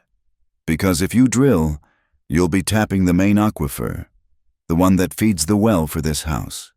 And that water is not part of the deed you're offering. Rhett's eyes shifted, just slightly, to her, a surge of pride. Vale's smile vanished. He was looking at her properly now. You seem well informed for a ranch hand. I can read, Marigold said simply, and I know this land. The railroad brings jobs, Vale said, turning back to Rhett, his voice hardening. It brings civilization. A man who stands in the way of that, Mr. Holliday, he often finds himself on the wrong side of the law. The territorial government is very keen on this expansion. He held out the papers. This is a generous, one-time offer. I suggest you take it. I'll be back in 2 days. You should have your signature ready. He turned, climbed into his buggy, and drove away in a cloud of dust. Rhett looked at Marigold. Aquifer. I like that word. We have to prove it. She said, we have to prove the flow. We need to measure it. Tobias. They rode to town that afternoon. They didn't go to the mercantile. They went to the forge. Tobias Quirk, his face streaked with soot, listened, his arms crossed. Marigold laid out her father's map on a barrelhead. It's not just a spring, Mr. Quirk. It's a pressurized system. It surfaces at Larkbone, but it's feeding everything. We need to measure the true flow, not just the creek. We need a weir, a measuring frame, here. She pointed to a spot on the map, just below the creek's mouth. It has to be metal. It has to be precise. And it has to be done by tomorrow night. Tobias looked at Rhett. He looked at Marigold. He looked at the hard, determined line of her jaw. It'll cost you, Tobias said gruffly. It'll cost me more if you don't, Rhett replied. Tobias nodded. Once. Come back after sundown tomorrow, and bring the sheriff. If you're going to do this, you do it by the book. The next night was moonless, the air cold. They met Tobias in the dark, his wagon already hidden in the cottonwoods by Larkbone Creek. Sheriff Kessler was with him, holding a lantern. This is irregular, Rhett, Kessler said, his voice low. I'm here as a witness, not a deputy. What Vale is doing, it's legal, barely, but it's legal. Then we make a new legal, Marigold said. Tobias unveiled the frame. It was a sharp-edged metal rectangle, a V-notch cut into the top. They waded into the freezing creek, the lantern on the bank, and worked for an hour, building a temporary dam of rocks and mud to channel the entire flow of the spring through the notch. The water, forced through the narrow opening, rose high. There, Marigold said, her voice shaking from the cold, pointing to the mark. Read the gauge, Sheriff.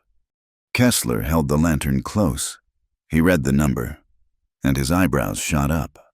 Good Lord, it's not 10 feet. Rhett, this is flowing at nearly 25 cubic feet per minute. This is one of the strongest springs in the territory. It's the aquifer, Marigold said, her teeth chattering. It's the main line. Kessler pulled a document from his coat. I'm signing an affidavit, as a public notary, attesting to the flow rate of the spring on this date. It's all I can do. He signed and stamped it. This is your first bullet. Rhett, use it wisely. File it in Red Kettle tomorrow. They had their legal advantage. But Edison Vale had not been idle. He knew he couldn't win a legal fight against a proven water source.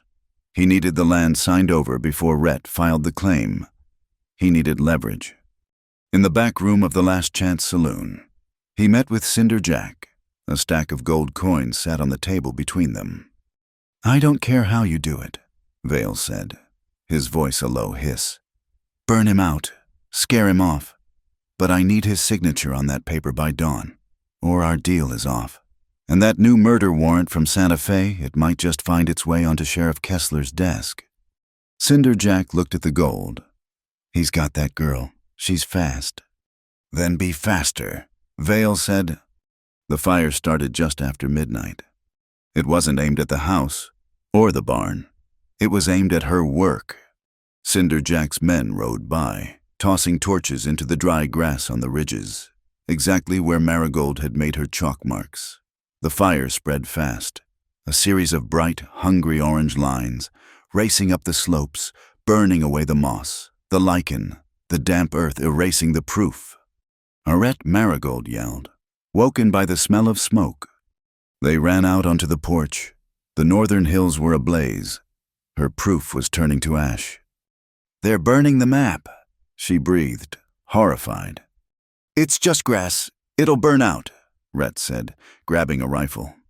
No, she cried, grabbing his arm. They're burning the evidence. The affidavit isn't enough. We need the signs. We have to stop it.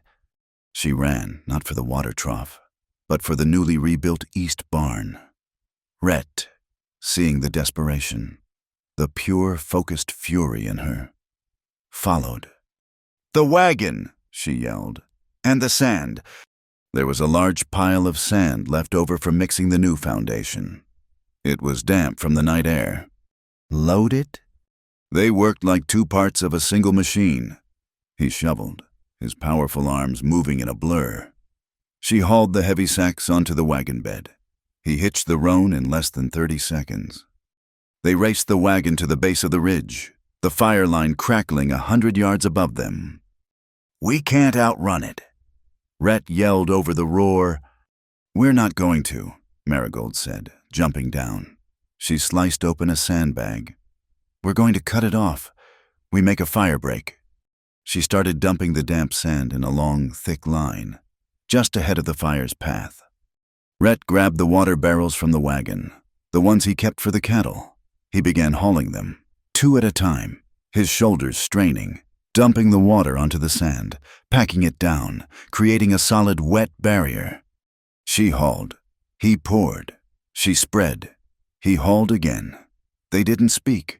There was only the thud of the sacks, the slosh of the water, and the crackle of the approaching flames. The heat was intense, the smoke stinging their eyes, but they moved in a perfect, silent dance, their bodies understanding the rhythm of the work, the desperate pace. The fire hit their line. It licked at the wet sand, sizzled, and with nowhere to go, slowed. It split, moving harmlessly around their protected zone. They stood in the center of a blackened, smoking hillside, in a small oasis of untouched earth. Her chalk-marked rocks, her proof, were safe. They were both breathing hard, covered in soot, their faces streaked with sweat and ash. The smoke was thick around them, glowing red from the dying embers. Rhett looked at her. Her hair was falling down. Her face was black, but her eyes were blazing with a fierce, triumphant light. He took one step, and his arms were around her. It wasn't a kiss, it was a collision. He pulled her against his chest, his hand gripping the back of her head, holding her as if he was afraid the wind would take her. He buried his face in her smoky hair, his whole body shaking with relief. with terror, with a profound, overwhelming awe. Marigold clutched his shirt, her cheek pressed against his hard chest, her legs weak. They held each other in the smoke. Two survivors. A silent, desperate acknowledgement of what they had just saved. The next morning, the sun rose on a scarred, black landscape, but the ranch was safe. Marigold, exhausted, was washing her face at the pump when she heard a wagon. It was Marta Bellamy. Marigold tensed, expecting a lecture, a judgment. Marta got down. She was holding a small, brown paper-wrapped brick. She walked to the porch and set it down. "Salt," Marta said, not meeting her eyes. "You'll need it for curing. With all the trouble." It wasn't an apology. It was a sign. The town, which ran on gossip, also ran on survival. And they had just seen who the survivors were. Alma Creed's kindness had found its first ally. Marigold nodded. "Thank you, Marta." When Rhett came in from the barn, Marigold was in the kitchen. She had wiped the slate clean of all the old entries. She picked up the chalk and wrote one new sentence. "Don't fear what silence says. Fear what noise conceals." She looked at him. He looked at the slate, at the single block of salt on the table, and at the affidavit from the sheriff. He nodded, a slow, determined gesture. He picked up his hat from the peg. "Today," he said, his voice pure iron. "We file." The county courthouse in Red Kettle was not like the false-fronted buildings of Salt Cedar Bluff. It was made of thick, sober brick, a 2-story declaration of law in a land that barely understood the concept. But inside, it smelled the same. Dust, old tobacco, unwashed bodies, and the sharp, acidic tang of human desperation. The room was packed. Word had spread. It was the railroad versus the hermit, money versus grief. The entire town of Salt Cedar Bluff, it seemed, had made the 3-hour ride. Marta Bellamy sat in the back row, her hands folded, her expression unreadable. Beside her, Alma Creed watched, her gaze fixed on Marigold. At the front sat Judge Harlan. He was an old man, appointed by a territorial governor, and he looked as tired as the land itself. "Mr. Vale," the judge said, his voice a dry rustle. "Your petition, public good and necessary expansion." Edison Vale was pristine. His suit was dark. His words were polished. "Indeed. Your Honor, we have affidavits from surveyors confirming the modest nature of the water source. It is, by all accounts, a simple seasonal trickle. We have 2 local men who can attest to this." He called his witnesses. They were men Marigold recognized from the saloon, the ones who had laughed at her debt. They swore they'd ridden that land for 10 years. They swore the creek was dry more often than it was wet. "Lies," Rhett whispered, his hand clenching on his knee. "Shh," Marigold whispered back. "Let them." Then Vale, with a magnanimous gesture, called Cinder Jack. The rustler was almost unrecognizable. He was clean-shaven, wearing a borrowed coat. "Mr. Jack," Vale said. "You are familiar with the property lines of the Hollow Spur Ranch?" "Yes, sir, intimately," Cinder Jack said, giving Rhett a small, oily smile. "And that north pasture, it's all rock, useless for grazing. The fence line, it's been down for must be 2, maybe 3 years. So, the land is, in effect, unused, abandoned." "That's how it looks to me," Jack agreed. "Thank you." Vale turned to the judge. "Your Honor, the railroad offers fair market value for unused land, to bring jobs and prosperity. We have met our burden." The judge sighed. He looked at Rhett. "Mr. Holliday, your response?" Rhett stood. The room suddenly felt small, but he said nothing. He looked at Marigold. She stood up. A small, collective gasp went through the room. The laundress girl was going to speak for him.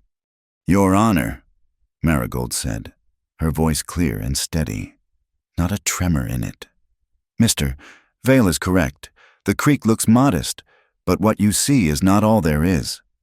She stepped forward and placed 3 documents on the judge's bench.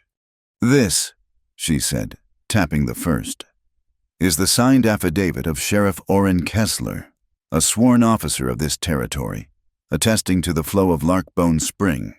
He measured it 2 nights ago." The judge's eyebrows lifted. He picked up the paper. "This," she tapped the second, "is the signature and statement of Tobias Quirk, the blacksmith, attesting that he built the measuring weir used for the test, confirming its accuracy." The judge was sitting up straighter.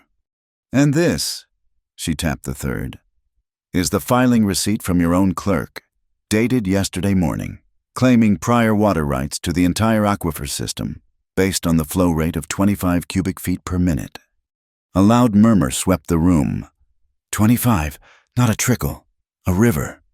Edison Vale's face went pale, then flushed a dark, angry red. He had been outmaneuvered. He saw the case slipping. He saw the gold he'd paid Cinder Jack turning to lead. He stood, his voice losing its polish, turning sharp. "Your Honor, this is an absurdity.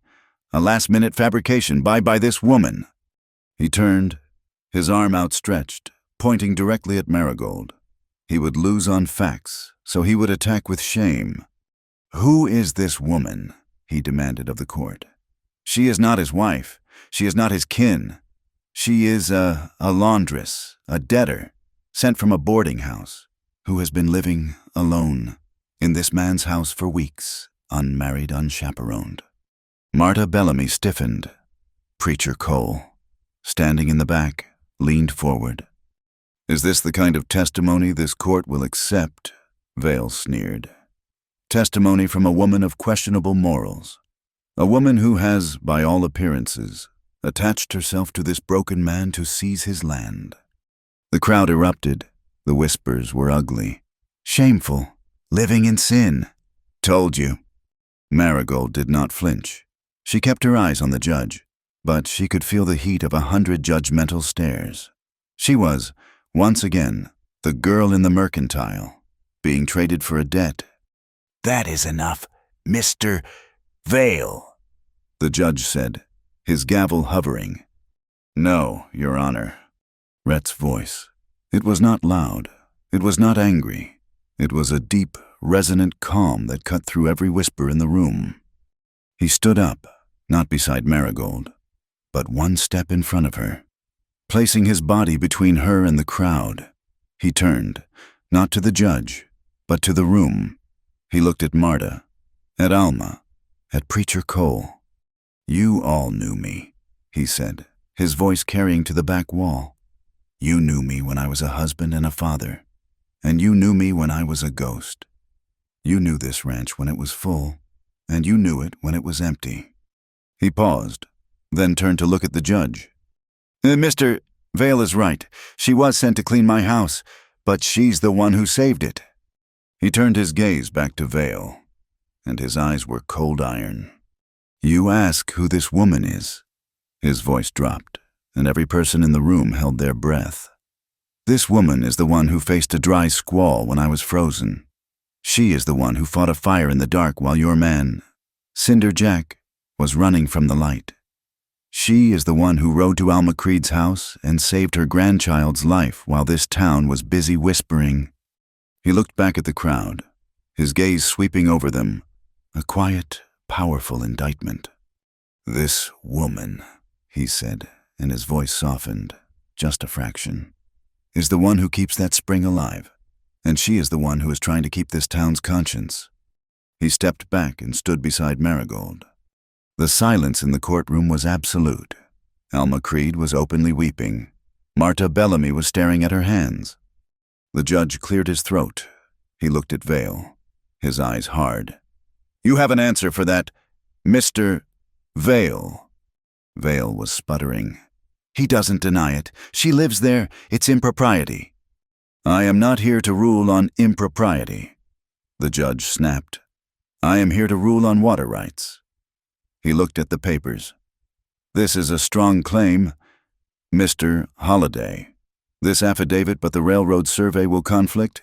They will say this is one spring. You claim an aquifer, an underground system. He leaned forward. This is a remarkable claim. Miss Finch, but where is the proof? Where is this map you speak of? Here, Your Honor, Marigold said. Rhett looked at her, confused. The map was at the ranch. She reached up to the collar of her dress. Pinned there, as a simple adornment, was her mother's linen kerchief, the one that had flown from her window, the one she had embroidered. She unpinned it. Your Honor, my father was a diviner for the Army. He mapped this basin 10 years ago. He left me his notes. She unfolded the kerchief and stepped forward, laying it on the bench in front of the judge. The room held its breath. It was not a paper map. It was a piece of thread. She had taken her needle and the same blue thread she'd used for the words, "Still here." And in the days they had been mapping, and in the nights she had sat by the fire, she had transcribed her father's map onto the linen. It was beautiful. It was precise. The lines of the canyons were stitched in brown. The creek, Larkbone, was a clear, sharp line of blue, and beneath it, in a series of delicate, feathered stitches, was the hidden river, the aquifer. It spread out under the stitched outline of the ranch house, connected to the well, and fed the mouth of the spring. It was science, translated by a daughter's hand. It was a map of the earth, stitched onto a piece of her mother's memory. The judge stared. He reached out a finger, tracing the blue thread. He looked at the hand-drawn map in Marigold's notebook. They were identical. She sewed it, he heard Marta Bellamy whisper from the back. The judge looked up. He looked at Vale's red, angry face. He looked at Rhett's quiet, protective stance. And he looked at Marigold, who had presented her proof, her science, and her heart, all in one motion. He sat back. Mr. Vale, the claim filed by Mr. Holiday and Miss Finch is compelling. This court cannot, in good conscience, ignore a prior claim of this magnitude, nor the highly detailed evidence presented. Your Honor, this is thread, it's not a survey, Vale protested. It is a map, sir, and it is backed by an affidavit from the sheriff. The judge slammed his gavel. Order, my ruling is temporary, pending a full federal survey of the basin. But until that survey is complete, which could take 6 months, a temporary injunction is granted. The Transcontinental Railroad is hereby forbidden from any drilling, grading, or construction on the property known as the Hollow Spur Ranch. This hearing is adjourned. Rhett grabbed Marigold's hand. He didn't say anything. He just squeezed, hard. They had won. They had bought time. They walked out of the courthouse into the bright, blinding sun, a path clearing for them in the crowd. Holiday. They turned. Cinder Jack was leaning against the hitching post, his borrowed coat gone, his face dark. Edison Vale was nowhere to be seen. Jack's eyes were not on Rhett. They were on Marigold. You're clever, he said, his voice a low growl. You and your needle. But that judge ain't here. That sheriff ain't here. He pushed himself off the post and walked closer, stopping just feet from them. You won a piece of paper. He smiled, a horrible, slow stretching of his lips. But paper don't stop a fire, and it don't mend a cut fence. He looked past Rhett, his eyes on the open range. You tell your horses to sleep light, he whispered. Your fence is going to sing tonight. He turned and walked away, melting into the alley by the saloon. The ride back to Hollow Spur was silent, the victory feeling thin and cold. The threat was real. That night, they didn't light the main lamp. They sat on the porch, in the dark, the rifle leaning against the wall by Rhett's chair. The vast, starry sky felt less like a comfort and more like a vulnerability. Marigold was exhausted. The day had taken everything from her. She shivered, though the air wasn't cold. Rhett reached over, not with his words, but with his hand. He took hers. His grip was warm, solid, a living anchor in the darkness. She let out a long, slow breath and leaned sideways. She rested her head on his shoulder. It felt solid. It felt like home. He didn't tense. He relaxed into it, letting his head tilt, just slightly, to rest against her hair. After a long moment, he lifted his other hand and laid it on her arm, his touch protective. He leaned down and pressed a kiss, light and firm, to her forehead. It was not a kiss of passion. It was a kiss of allegiance. It was a seal. "He won't get through," Rhett said, his voice a low rumble in her ear. "I know," she whispered. They sat like that, holding hands, listening to the night sounds, to the crickets, to the far-off call of a nighthawk. "When this is over," Rhett said, his voice so quiet she barely heard him. "That east barn, I'm going to build it right." She smiled in the dark. "It's a good place for hay." "Not just for hay," he said. "I was thinking it needs a new room. On the side, a room a room that looks north." She lifted her head, just enough to see his silhouette. "North. There's nothing north but the ridge." "The ridge," he said. "And the canyon. A room with a big window. One that looks toward Larkbone Creek." Marigold's heart gave a single, hard thump. He wasn't talking about hay. He wasn't talking about barns. He was talking about a future. He was naming it with wood and glass and light. "A window facing the creek," she repeated, her voice soft. That would be nice." "I think so," he said. Just then, a single, brilliant streak of white light tore across the black sky. A shooting star. It burned bright and was gone. Marigolder's breath caught. She made a wish. Not for safety, not for money, not for the ranch. It was a simpler, more desperate wish. She squeezed his hand. He squeezed back. The wish was still hanging in the air, a silent echo of the meteor, when the night broke. It was not the twang of a cut wire. It was a sound of panic. "Hurry-ah!" Mercy's scream. It was not a wicker. It was a high, terrified trumpet of alarm that shattered the peace of the valley. Rhett was on his feet before the echo died. The wish was gone. The threat was here.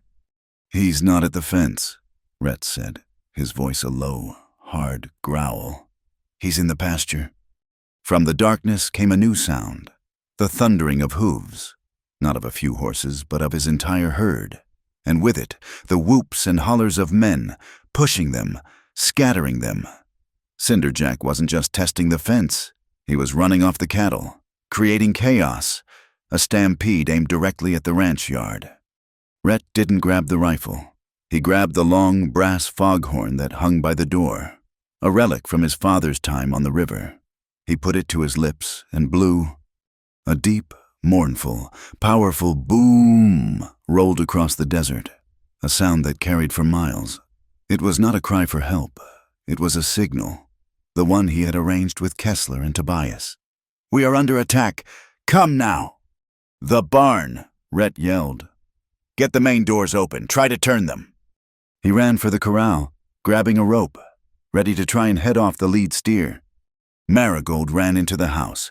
The herd was a black, thundering mass in the starlight, aimed for the weak. Rebuilt East Barn. They would trample the new foundation, destroy the salvaged wood, and scatter into the canyons. She grabbed the storm lantern, her hands shaking, but not from fear, from fury. She lit the wick, the yellow light small and fragile. It wasn't enough light. They wouldn't see it. She looked at the kitchen window, her flag, her mother's kerchief, still here. She tore it from the nail. She ran back outside, the lantern in one hand, the white, embroidered linen in the other. She tied the kerchief around the top of the lantern. The white cloth, illuminated from within, became a beacon, a bright, white square of light. "Rhett!" she screamed. "They're running blind. I'm going to turn them." She ran, not at the herd, but with them, angling toward the rocky ledge that formed the northern edge of the yard. Marigold, no get back, Rhett roared, seeing her small figure running toward a ton of panicked beef. She didn't listen. She knew the land. She knew the cattle. They would follow a light, but they feared a shadow. She held the lantern high, and she began to wave it. Not in a circle, but in a long, slashing arc. The bright white flag. Her mother's memory cut through the darkness. The shadow it cast on the ground was huge, a terrifying, leaping monster. The lead steers saw the monstrous shadow dancing on the rocks to their left. They veered right, shying away from the perceived threat. "Hi-ya!" she screamed, her voice raw, waving the lantern, pushing the shadow, herding the herd with a phantom. She was turning them. The thundering mass began to funnel, just as she'd hoped, away from the rocks and toward the wide, open mouth of the main barn. Rhett, seeing her gamble, her insane, brilliant gamble, ran to the barn doors and heaved them open. "Hop, hop, hop," he roared, adding his voice to hers, creating a channel of sound and light. The herd, seeing the dark, safe opening of the barn, poured into it. Steer after steer, their eyes rolling, their breath hot, they thundered across the yard and into the safety of the barn. But Cinder Jack had not come alone. A figure on horseback loomed out of the darkness, riding hard, not at the herd, but at Marigold. "You," he spat, "you clever little witch." He swiped at her, trying to knock the lantern from her hand. Marigold jumped back, stumbling on the loose rock of the ledge. Rhett saw it. He left the barn and sprinted, tackling the man's horse. "Get away from her!" The horse reared. Rhett grabbed the bridle. But another man, one of Jack's, was on him. He grabbed Rhett, pulling him off balance. It all happened in a fall. Rhett was at the edge of the rocky ledge, the one that dropped 10 feet to the dry, Sandy Creek bed below. The rustler pushed him. Rhett's feet slipped on the loose gravel. He was going over. His arms flailed, his body tilting backward into the blackness. It was the moment of the drop, the moment of hesitation, the pause before the fall. Marigold was there.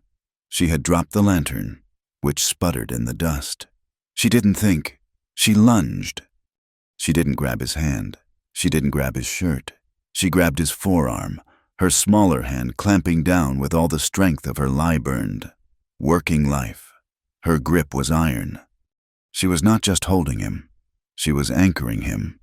She braced her feet, her own body straining, the only thing keeping him from the fall. Rhett looked up. In the dim starlight, he saw her face, strained, teeth gritted, her eyes locked on his. She was holding him.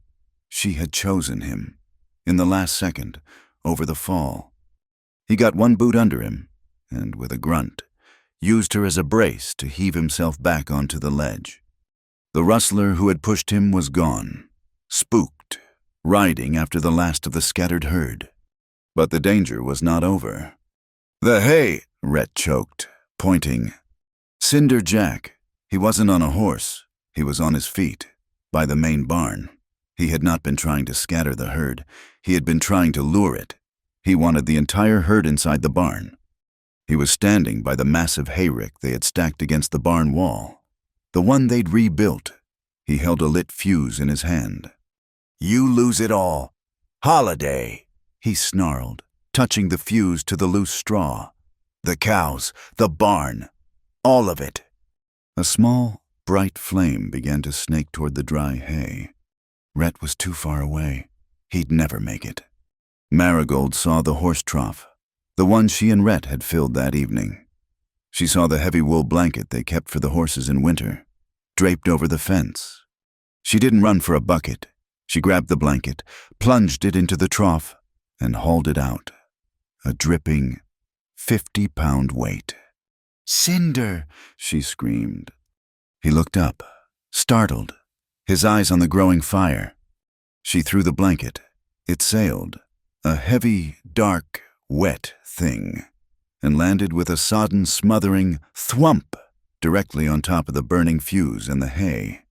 The fire hissed, it sputtered, Steam, and then darkness. Cinder Jack stared, his plan in ruins. He looked at the wet blanket, at Marigold, and his face contorted in a mask of pure, murderous rage. He pulled a knife. "You—" He never finished. Rhett hit him. He came in low and fast, his shoulder driving into Cinder's chest. It was not a punch. It was a tackle, the same way he would have taken down a rogue steer. The force of it lifted Jack off his feet. They both went down, not on the rock, but on the soft, deep sand of the yard, the same sand she and Rhett had used to fight the other fire. Rhett didn't hit him again. He didn't need to. He simply pinned him, his knee on Jack's chest, his hand gripping the wrist that held the knife. He pushed the knife hand down, into the sand, until the man's knuckles scraped, and with a cry of pain, Cinder dropped the blade.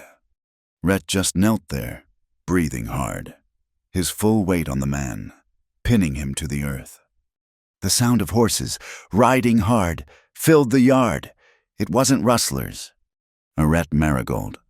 Sheriff Orrin Kessler rode in, his rifle drawn, flanked by Tobias Quirk, who was carrying a heavy iron forge hammer, and 3 other men from town.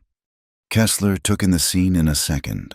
The herd, safe in the barn, the smoking, wet blanket, and Rhett Holiday, pinning a winded Cinder Jack to the ground. "Well," Kessler said, swinging down from his horse, "looks like you did most of the work for us." "Rhett." He pulled out the irons and cuffed Cinder Jack. "You're done, Jack." "You got nothing on me," Jack spat, sand in his teeth. "Oh, I think we do," Kessler said.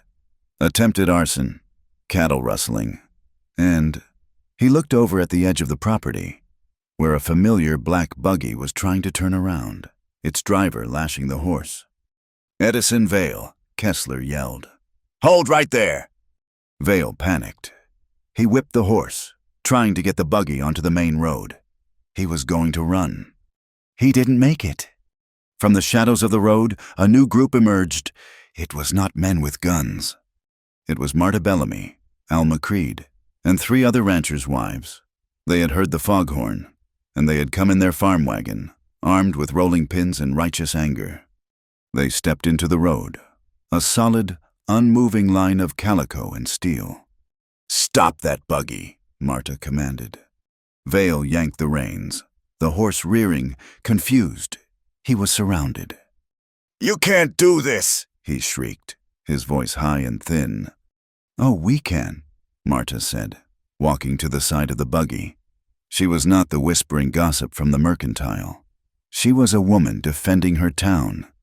"You came here, Mr. Vale. You brought your railroad money, and you brought him." She pointed at Cinder Jack. "You brought fire to our neighbor's door." I have papers," he stammered.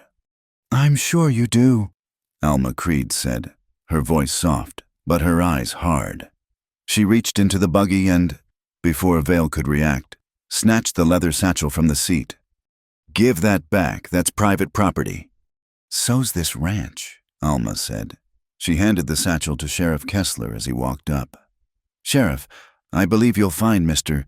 Vale's arrangements with Cinder Jack in here, along with," she added, with a small, sharp smile, "a warrant from Santa Fe he was probably hiding."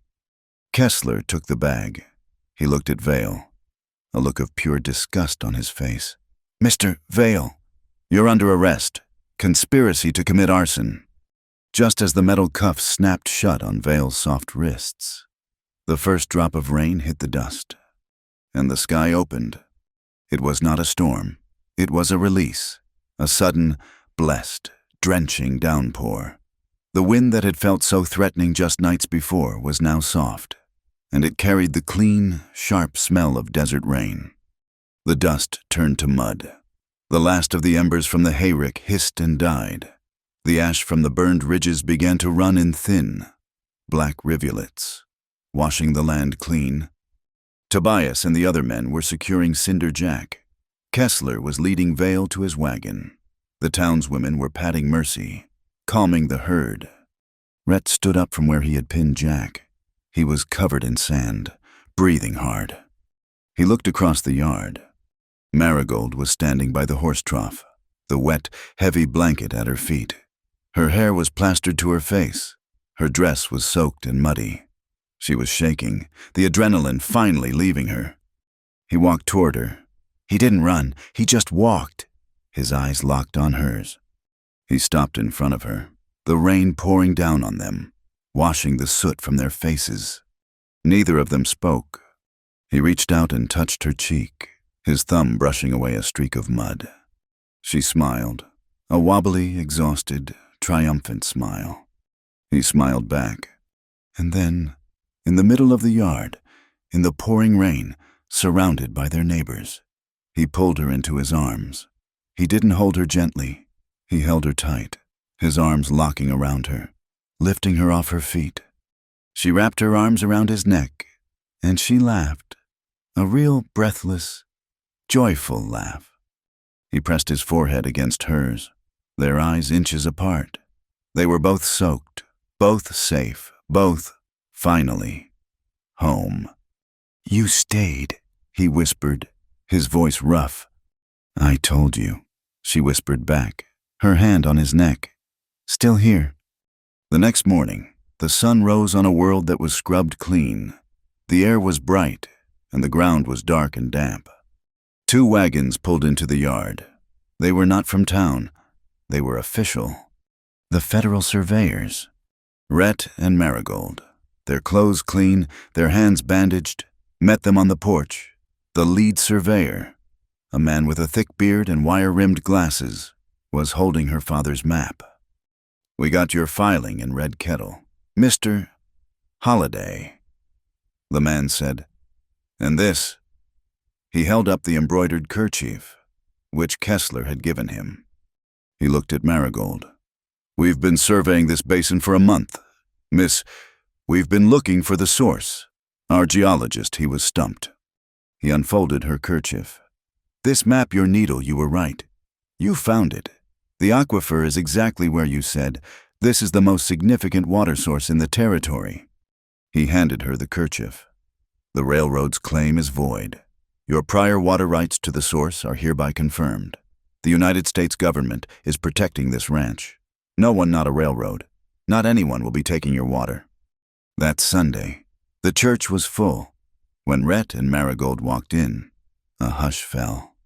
They sat, not in the back, but in the middle, in the Holiday family's old pew. Preacher Abner Cole stood at the pulpit. He looked at them. His gaze was long and steady. He cleared his throat. He did not apologize. He did not recant his sermons. He simply looked at Rhett and at Marigold, and he gave them a slow, respectful, acknowledging nod. It was a benediction, a silent, public acceptance. After the service, Marta Bellamy bustled over, her face wreathed in smiles. "You two," she said, her voice loud. "You're coming to Sunday dinner, and that's not a request." She looked at Marigold, and her eyes, once so sharp with judgment, were now soft. "And, Miss Finch Marigold, that kerchief, the one you showed the judge, you must bring it. I want to see that embroidery up close. I've never seen such fine, strong stitching." That evening, as the sun set, Marigold stood at the slate in the kitchen. She erased the old words. She picked up the chalk. She thought of the law, of her neighbors, of the man standing on the porch, watching the sunset, waiting for her.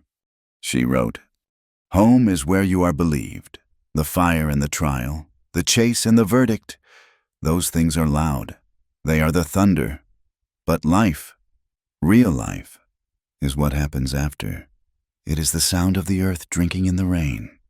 Spring came to Hollow Spur. It did not arrive gently. It burst forth, as if the land, having been saved, was in a hurry to prove it was worth the trouble. The ridges that Cinder Jack had burned were the first to recover, coming back not with dry grass, but with a riot of bright green, fed by the deep, protected aquifer. In the small yard behind the house, the one that had been packed earth and alkali dust. Marigold planted a garden. Marta Bellamy, in a gesture of truce that was more binding than any apology, had given her a tin of petunia seeds. They bloomed in violent pinks and purples, a strange, civilized splash of color against the adobe. Bees, drunk on the blossoms, hummed over the rows of wild sage. And the new room was built. Rhett, with Tobias Quirk's help, had used the salvaged wood, but had framed it with new, strong pine. It was not a grand addition, but it was solid. It was the room he had promised, the one that faced north. Its large, four-pane glass window, an extravagance he'd hauled all the way from Santa Fe, looked out over the canyons, toward the shimmering line of cottonwoods that marked Larkbone Creek. The ranch, once a place of ghosts, was now a place of sound, the right kind of sound, the rhythm of a hammer, the scrape of a hoe, and laughter. The town, having been saved from the railroad's thirst and Cinder Jack's fire by the ranch, now saw Hollow Spur differently. It was not the hermit's hideaway. It was the basin's anchor. And the children started to come. First, it was Alma Creed's grandson, the boy Marigold had nursed. He came with a question about a hawk. Then, Tobias's youngest boy, curious about the forge hammer. Soon, 2, then 3, then 5 children would make the ride out on a Saturday. Marigold, seeing them, hammered a small, hand-painted sign by the gate. It didn't say Holiday Ranch. It said, the Hollow Spur School of Listening. It was the most peculiar school in the territory. Rhett, awkward at first, found he had a voice for teaching. He taught the things he knew. He stood in the barn, his large hands patient, and taught them how to tie a bowline, a running hitch, and a taut line, a knot. He told them, his voice low, is just a rope that's learned to hold on to itself.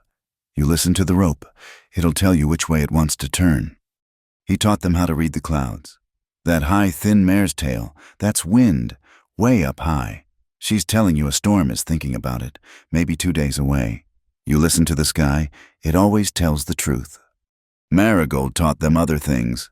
She taught them her own language. She brought them inside, into the warm kitchen that smelled of her cinnamon. She taught them the house signals, the tap-tap on the door frame that meant, look here, the gentle touch to the wrist that meant, are you all right? She taught them how to comfort. She showed them how to sit with Alma's grandson when he was quiet, not with a lot of questions, but just waiting. You have to wait long enough, she explained, her hands mending a small shirt. You have to wait until the quiet is all full. Then they'll tell you. You listen with your whole body. One late afternoon, the children were gone. The spring day was cooling. A breeze, soft and clean, came through the open window of the new room, making the simple white curtains Marigold had sewn stir and dance. The room was simple, a bed, a small chair, and the window. Marigold was standing at that window, one hand on the sill, looking out at the creek. She heard Rhett's boots on the new floorboards. He came to stand behind her. He didn't speak. He just stood there, his presence a warmth at her back. She leaned her head back, just slightly, resting it against his chest. He was so solid. It's a good view, she said softly. It's the best view. He answered. He put his arms around her, his hands clasping at her waist. She laid her own hands on top of his. They stood like that for a long time, just breathing, watching the light turn gold on the canyon walls. She turned in his embrace, her body pressing against his. He loosened his grip, allowing her to move, always, always, giving her the choice. She looked up at him, at this man she had been sent to clean for, this man whose grief she had held by a creek, this man she had pulled back from the edge of a fall. He looked down at her, at this woman who had seen the heartbeat of his house, this woman who had faced fire and gossip and her own past and had not broken. He bent his head. He kissed her. It was not the frantic, desperate press of survival in the rain. It was a kiss that had been waiting. It was a whispering kiss, a soft, sure pressure. It was respectful. It was consensual. It was a promise. He kissed her once, gently, and pulled back, just enough to look in her eyes. She smiled, a slow, sure smile, and she rose on her toes, and she kissed him back. It was an answer. He brought one hand up, his rough, calloused thumb brushing the line of her jaw. He kissed her temple. He kissed the arch of her eyebrow. He kissed her lips again, a little deeper this time, a long, slow claiming that was also a question. Marigold sighed, her breath warm against his mouth, and she brought her hand up. She laid it flat on his chest, just as she had done weeks ago, under her palm. His heart beat, strong and steady, thump, thump, thump, thump. He smiled against her lips. He covered her hand with his own, pressing it to his heart. Then he took her other hand, and he lifted it, turning it, and he placed it on her own chest, just above her heart. He laid his own hand over it. They stood like that, in the new room, with the breeze stirring the curtains, each of them holding the other's hand, over the other's heart. They didn't speak, they just breathed, in and out, their eyes smiling, their rhythm matching, the heartbeat of the house. Rhett lowered his head, his forehead resting against hers. He was home. She was home. From the hallway, the new door, which was slightly ajar, swung slowly in the breeze. It closed. Halfway. It was enough. It left them to their quiet, in a privacy as clean and as sacred as the spring water. That Sunday, the dinner at Marta Bellamy's house was loud. The whole town was there. The long table was laden with fried chicken, Alma Creed's plum cakes, and 3 kinds of pie. The community, which had once feasted on the gossip, was now retelling the story of the raid. It was already a town legend. And then, Tobias Quirk was saying, a mug of ale in his hand, "I see her running at the herd, waving that lantern like a demon." "It was the shadow," Marigold said, laughing, as Marta pressed more chicken on her plate. "They were afraid of the shadow." "And Rhett," another rancher said, slapping Rhett on the back. "Lifted Cinder Jack clean off his feet. I ain't never seen a man move so fast." The laughter was warm. It was the sound of a community healing itself, of judgment being replaced by pride. Sheriff Orrin Kessler came in, his hat in his hand. He walked to Rhett and Marigold. "This," he said, "is for you." He handed them a thick, official-looking document, the seal of the United States territorial government on it.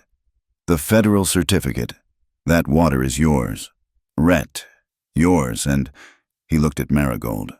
"Yours, Miss Forever." Later, they all gathered at the hollow spur well. Tobias Quirk had a gift.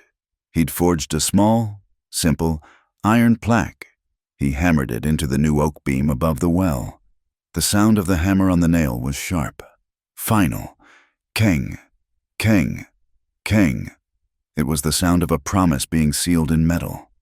At the church service the next week, Preacher Abner Cole did not preach on sin. He read a short passage, one no one had ever heard before. "We build our houses," he read, his voice steady, "with wood and stone. We guard them with fences and with law. But a house is not a home. A house is just a shelter. A home." He paused, and he looked directly at the holiday pew. "A home is a place that holds a rhythm.